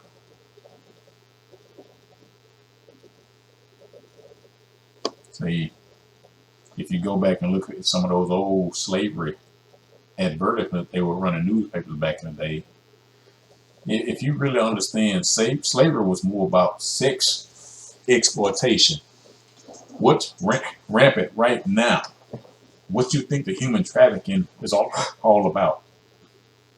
And so, in those slave advertisements, they actually describe toddlers as young and desirable. Who describes a toddler as young and desirable. But see, it's another religious book you need to read to understand that. And if you read that book and understand that, you really understand who your real slaveholders were. See, our pastors have taught us, like I mentioned earlier, that the law was abolished. Well, ain't sin transgression of the law? So if there's no law, how can there be sin?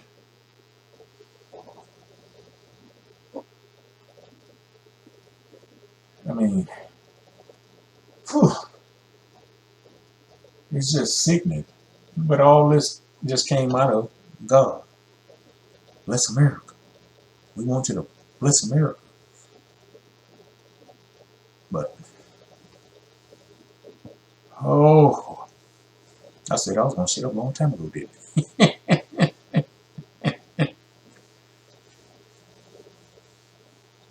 Oh, let me find this quote right quick.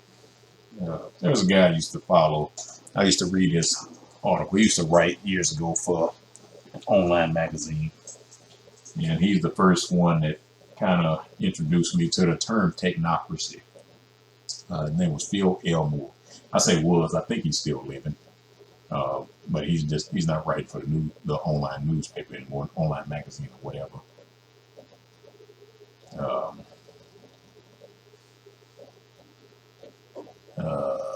In one of his columns, Phil Elmore said, if we are truly to preserve and protect individual rights within a free society and thus protect society itself, we must stop turning to technological solutions and start turning back to the United States Constitution.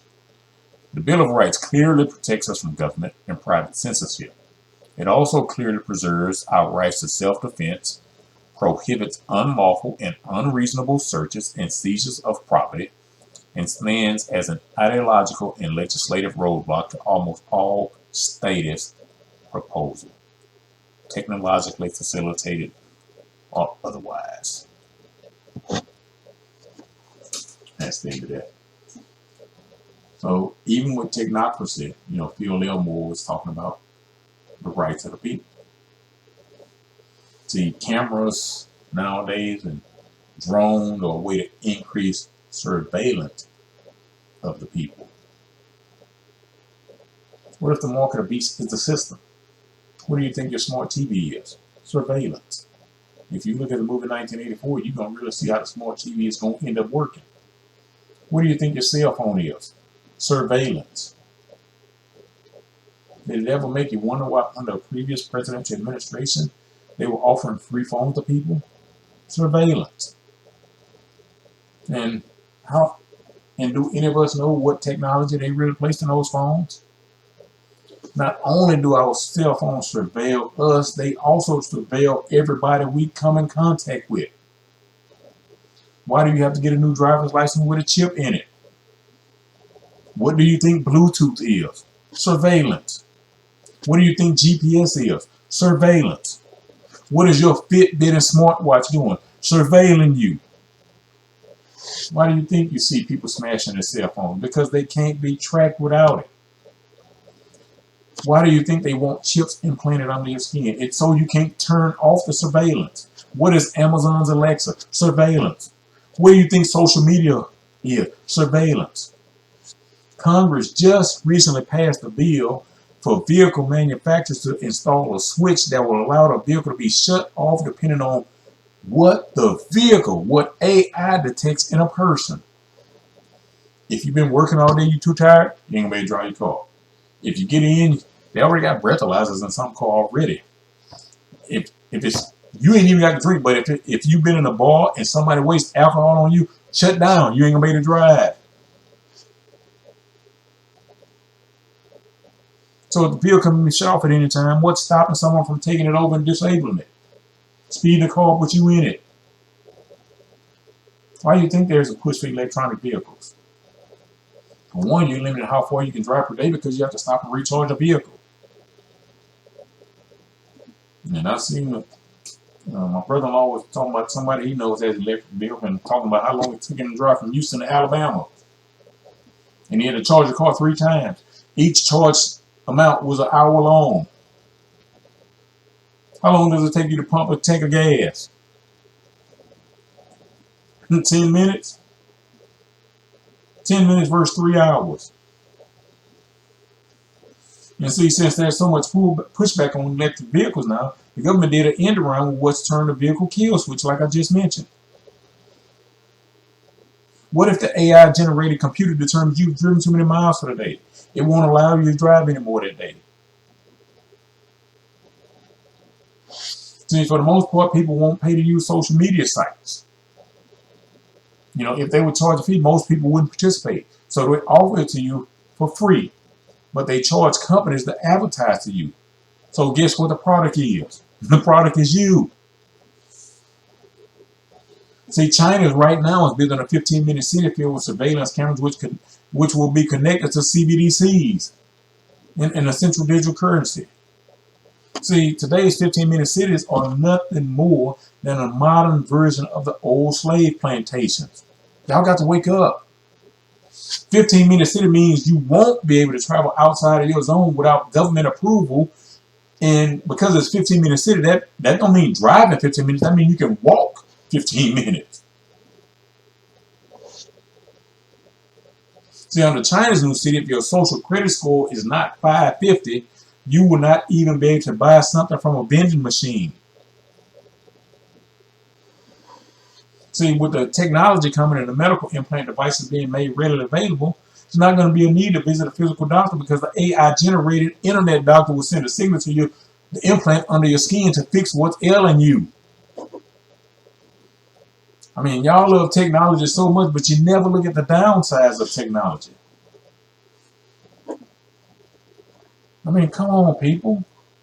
Think for a change. Think for a change.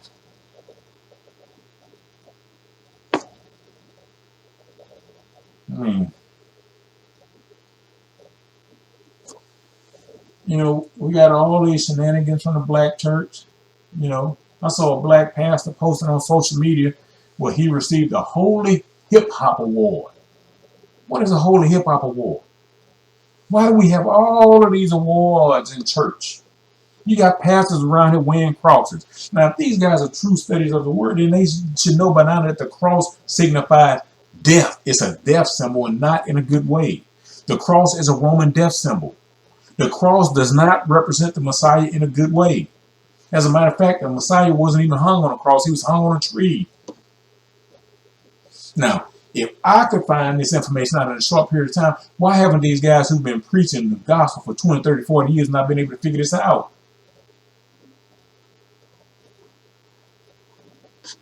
Come on, people. Think. See, one of the ladies, a friend of mine on social media, she was trying to say we shouldn't act in self-defense if somebody is attacking us or our family. And she used Romans 12 and 19. It's like we're not supposed to act in self-defense. What kind of foolishness is being taught in these churches? I mean, that's a rhetorical question. I already know the answer. But I sent her a message and I said, hey, I'm not going to get into the discussion that you posted. And I said, but if you really think we're not supposed to defend ourselves, because she was saying, you know, in the post, you know, we should just pray about it and all that. Yeah, okay. I said, I'm not going to get involved in your posts and all that. I said, but you might want to read the book of Jasher and the 4 books of Maccabees and tell me about self-defense. I said, get back with me. I ain't heard from her yet. That was several weeks ago. But, I mean, boy, these preachers in these churches, that's why we got a whole bunch of issues in this country. And I'm not just putting it all on them, because if we had more men leading our homes properly, these preachers wouldn't be getting away with what they're getting away with. I'm just telling you. It's crazy to me. Well, you know, but at the same time, it's sad that they're supposed to be representatives. And that's why I said years ago when, you know, a lady told me I needed to be a preacher in a pulpit. I was like, I ain't playing with God like that. You know, but I guess, you know, back then, you know, I was calling him God, but, you know, I said, I'm not going to no pulpit and play with him like that. I said, because I understand enough in the Bible to know those who teach the gospel, those who lead are going to be held to a higher standard and be judged based on that. And so I use my YouTube channel to do what I can, but, you know, one thing I do that I've never heard not one pastor ever do, because they always think their understanding of the Bible is the only right way, and that's why you got 4,200 religions, because you had 4,200 men had different ideas, and each one of them just found people to follow their ideas. But I've never heard one pastor of any denomination, because I've listened to pastors from all denominations. I've even listened to men from the Quran. Uh, I've never heard one ever tell you what I tell you. And that one thing I always tell you, never take my word for anything. Study it for yourself.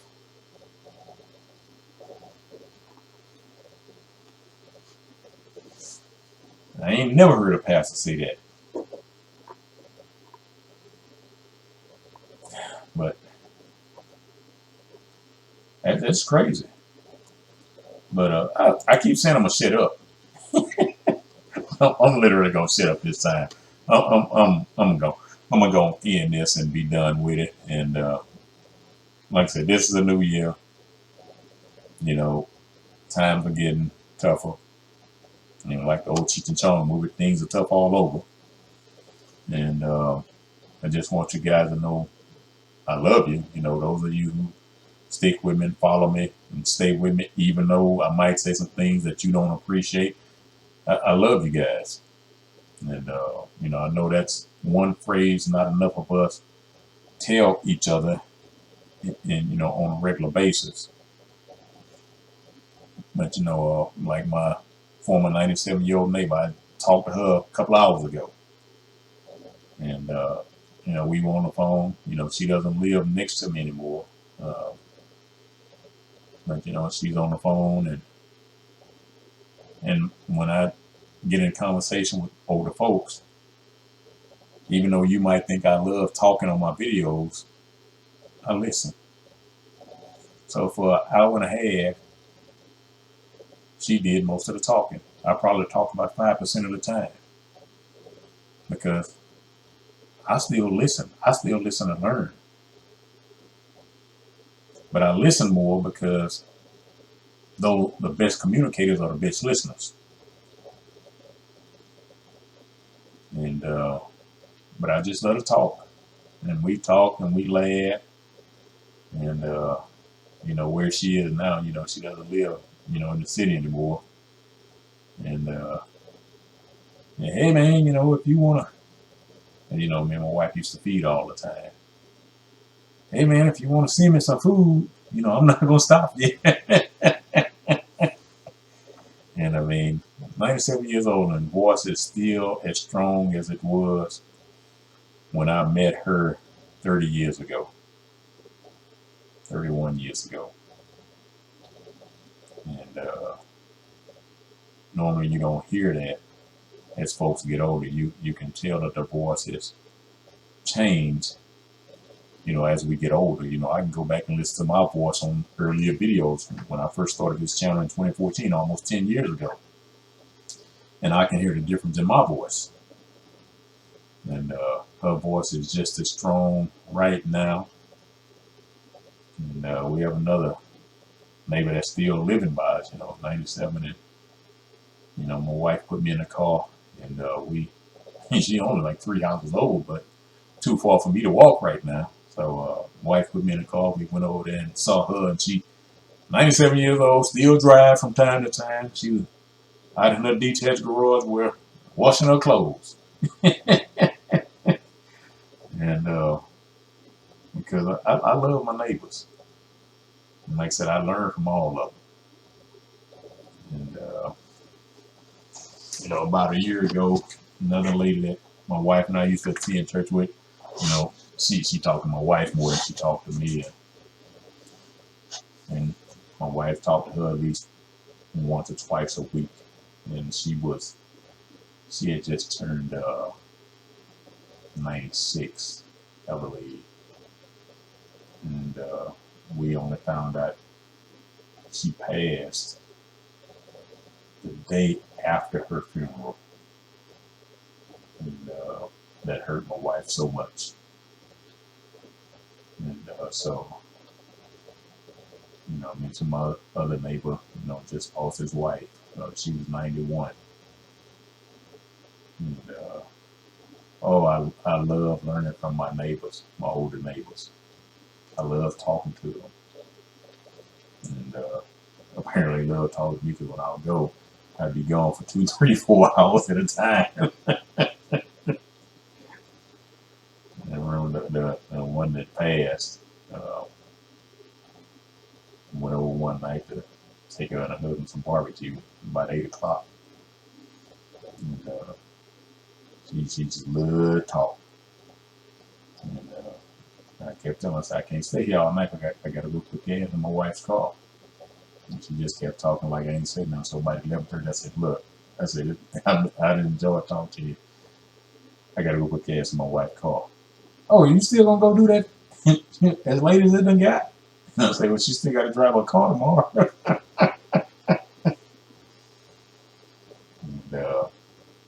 And, another neighbor, she died. She was 99 when she died.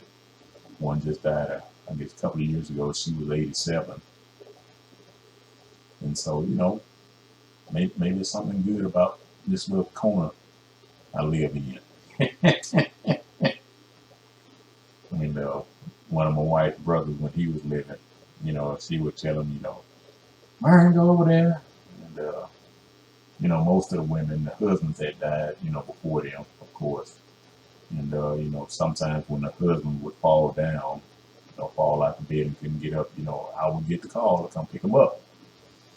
And so essentially was telling my brother, yeah, Myron be going over there, and he be gone 2, 3, 4 hours at a time. And my brother said, girl, you better watch him. Them old women need loving too. And, my wife sorely misses him. That was a buddy. And he's been gone almost 10 years as well. And, but those are things that I like to be blessed with. I like to be blessed, with my wife. I like to be blessed with my siblings. I like to be blessed with my closest friends. That's what I ask God to bless. So no, I'm not asking God to bless America. I ask God to bless the people closest to me. I ask God to bless my fellow believers in Him.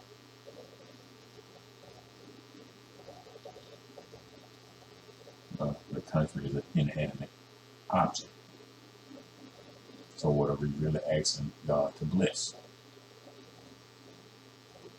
The country can't do nothing to you. And just like, having a gun, these Democrats keep saying guns are a problem. Well, it depends on who's laying this in. But a gun laying on the table is not dangerous. Who picks it up off the table determines if it becomes dangerous or not. It's just like, pastors have taught us over the years, and, it's been said so much from pulpits that people in society say it. The love of money is the root of all evil. But that's not what the Bible says. The love of money is the root of all sorts of evil. Because some people just evil without money. Because you got evil people with money, evil people without money. So the love of money ain't the root of all evil. The love of money is the root of all sorts of evil. That's what the Bible really says. Because bad people with money in their hands don't do bad things. Good people with money in their hands don't do good things. But see, that was in you before the money came. And so money is inanimate object. Gun is an inanimate object. A country is an inanimate object. And the bottom line is, it's the people. So we asking God to bless America, but it's the people in America who've done the bad things. And so that's why I said earlier, when you say God bless America, you asking God to bless evildoers. Because you and I can walk outside our doors right now and step on the ground. That ground ain't gonna do nothing to us. Now, if the wind is blowing hurricane or tornado speed, then that might do something to you. Because that can wreak havoc. But for the most part, the weather ain't doing nothing to you. I mean, these wicked folks in America are so wicked that they done told us the sun is bad for us. And block yourself from the protection mechanisms given by the sun by slathering sunscreen all over your skin so your skin can block out what you need from the sun. See how the people in America think? They some sick individuals. Put sunscreen on to block what Yah has placed in you. What Yah has put in the sun to give you. These people are sick. And we keep asking God to bless America. We probably need to be saying, God, can you bless America, get more men with some backbone? That's probably what we need to be asking God to bless America with, men with some backbone. Stop giving these pink panty wearing men all this authority. We need some men. At the end of the day, Yah puts everything on me. Go back to the Garden of Eden. We talked about what Eve did. When Yah came looking for Adam and Eve in the garden, he said, Adam, where are you? That wasn't a position. That wasn't a question of position. Because he knew physically where Adam was because he put him there. That was a question of where is your mentality? Where is your leadership, Adam? What did Adam say? This woman you gave me. The woman you gave me.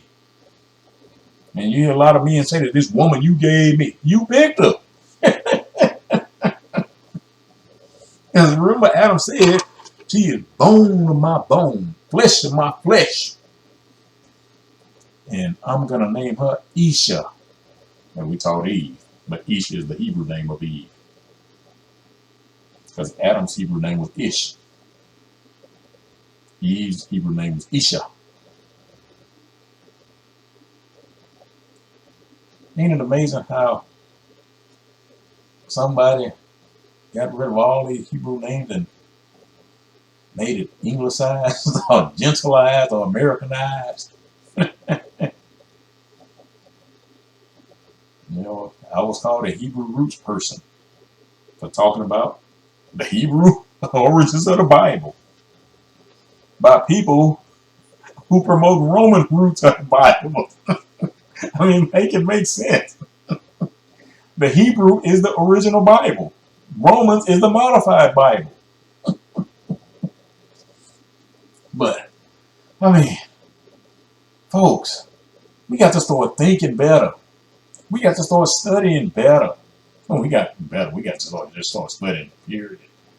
Because it's obvious most people ain't studying. They just regurgitating the information they've been fed already.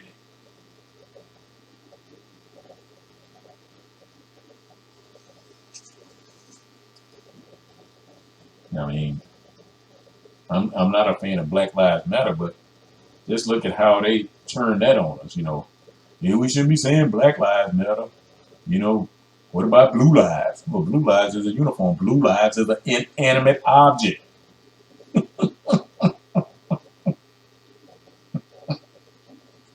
So they basically put a uniform on the same level as people. But we're going to say God bless America.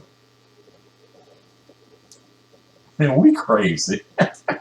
We crazy in this country because we can't think. And I know I probably lost some people at this point by now anyway. I don't think I've ever talked this long. But, I'm actually I'm feeling pretty good tonight. And then I don't know what I'm feel like once I wake up in the morning, well, later on this morning. And I'm feeling pretty good, body's not receiving a lot of pain signals right now. I put it that way. And, because most of the videos I've done this past year and last year, I was in severe pain. I mean, when I say severe, I mean severe. But I was fighting through it to get the information out to you. And like I said, I don't know what I'm going to feel like when I wake up later on this morning. But, maybe it has something to do with all these pillows I'm sitting on. I don't know. But, as I sit in, talking, I just think of more stuff to say, that I got on my mind. Like I said, I'm not going to make another video this long. No time soon. Trust me. But I just think about everything we're dealing with. And we're not addressing it. The pulpit's not addressing it. We're not talking about it enough amongst each other in our home. When the family and friends get together for holidays, most of the conversation is centered around sports. Never current issues, never significant or real issues. Sports. And I don't say I haven't really watched sports for you. When, if family comes over, I'll turn it on for them. What game on today? I don't know. You tell me. Tell me what channel to go to. I don't know. And what people say before, you play football. I can't believe you don't watch it. I said that's why I don't watch it, because I played. I mean, football is so sensitive with penalties nowadays. If you pass gas too loud, they're gonna throw a flag. Because they tried to, well, they didn't try to, they have made it where it's catering to a feminine audience. And I just saw, I don't even know what the player name is. I just happened to be online and saw some player got suspended for the rest of the season for some cheap shot or something. He took on another player. And I mean, when I was playing, you could literally get murdered during the game. I mean, it was one of my teammates in high school named was Joe. And Joe had a signature move. Joe played out there on the corner. But Joe played up on, he played the corner position up close to the line. And if Joe caught you on that corner, you getting a clothesline. And it was legal back then. You can't do that nowadays, especially in high school. But they feminized the game. They've done what the church has done. Church has feminized the message, and sports has feminized sports. Because they all know if you advertise to the women, be it in a pulpit or on the TV, women will spend that money. And that's what all of these charlatans want. They want that money.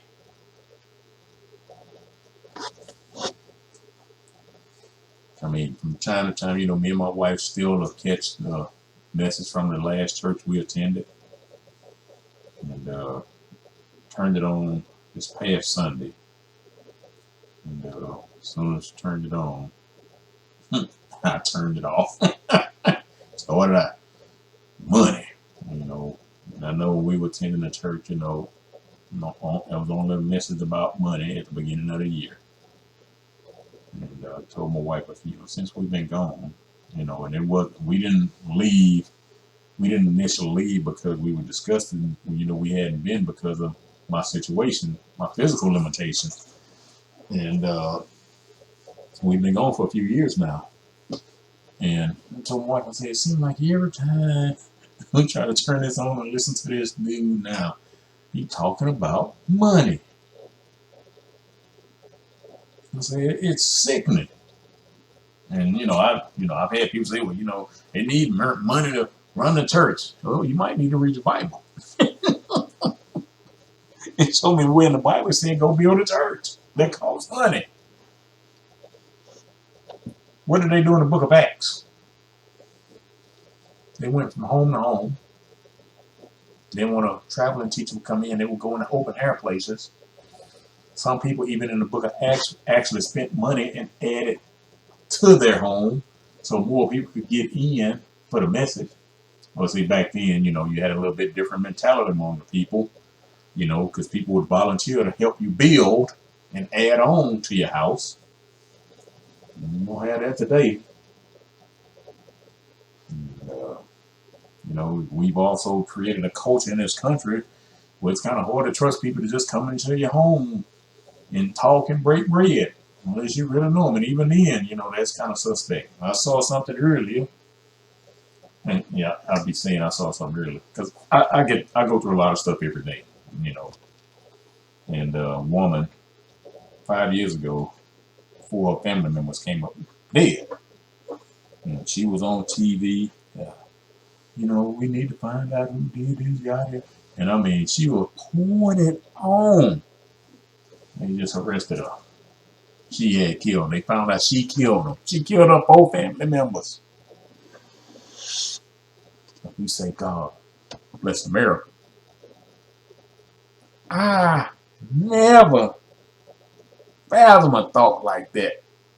Killing somebody. Never. And it's, not even just to think about it, but to go through with the act.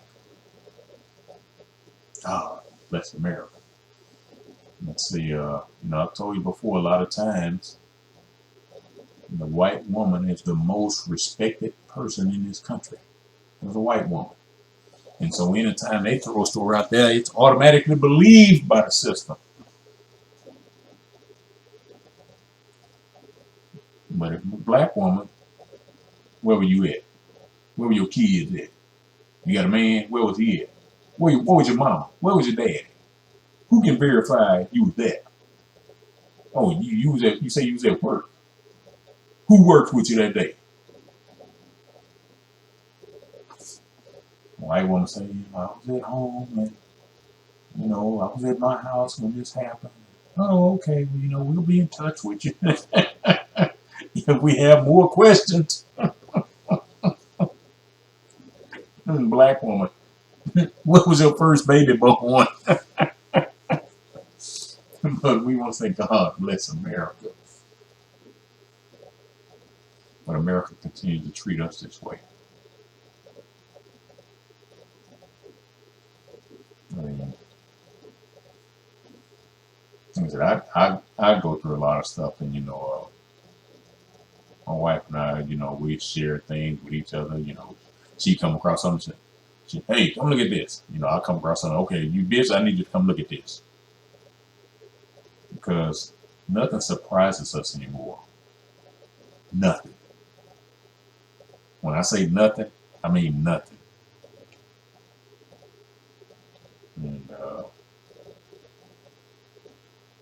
And I was just telling her, I said, just look at what's happened to a lot of our black high profile, what we consider profile or celebrity men within the last 12 to 24 months.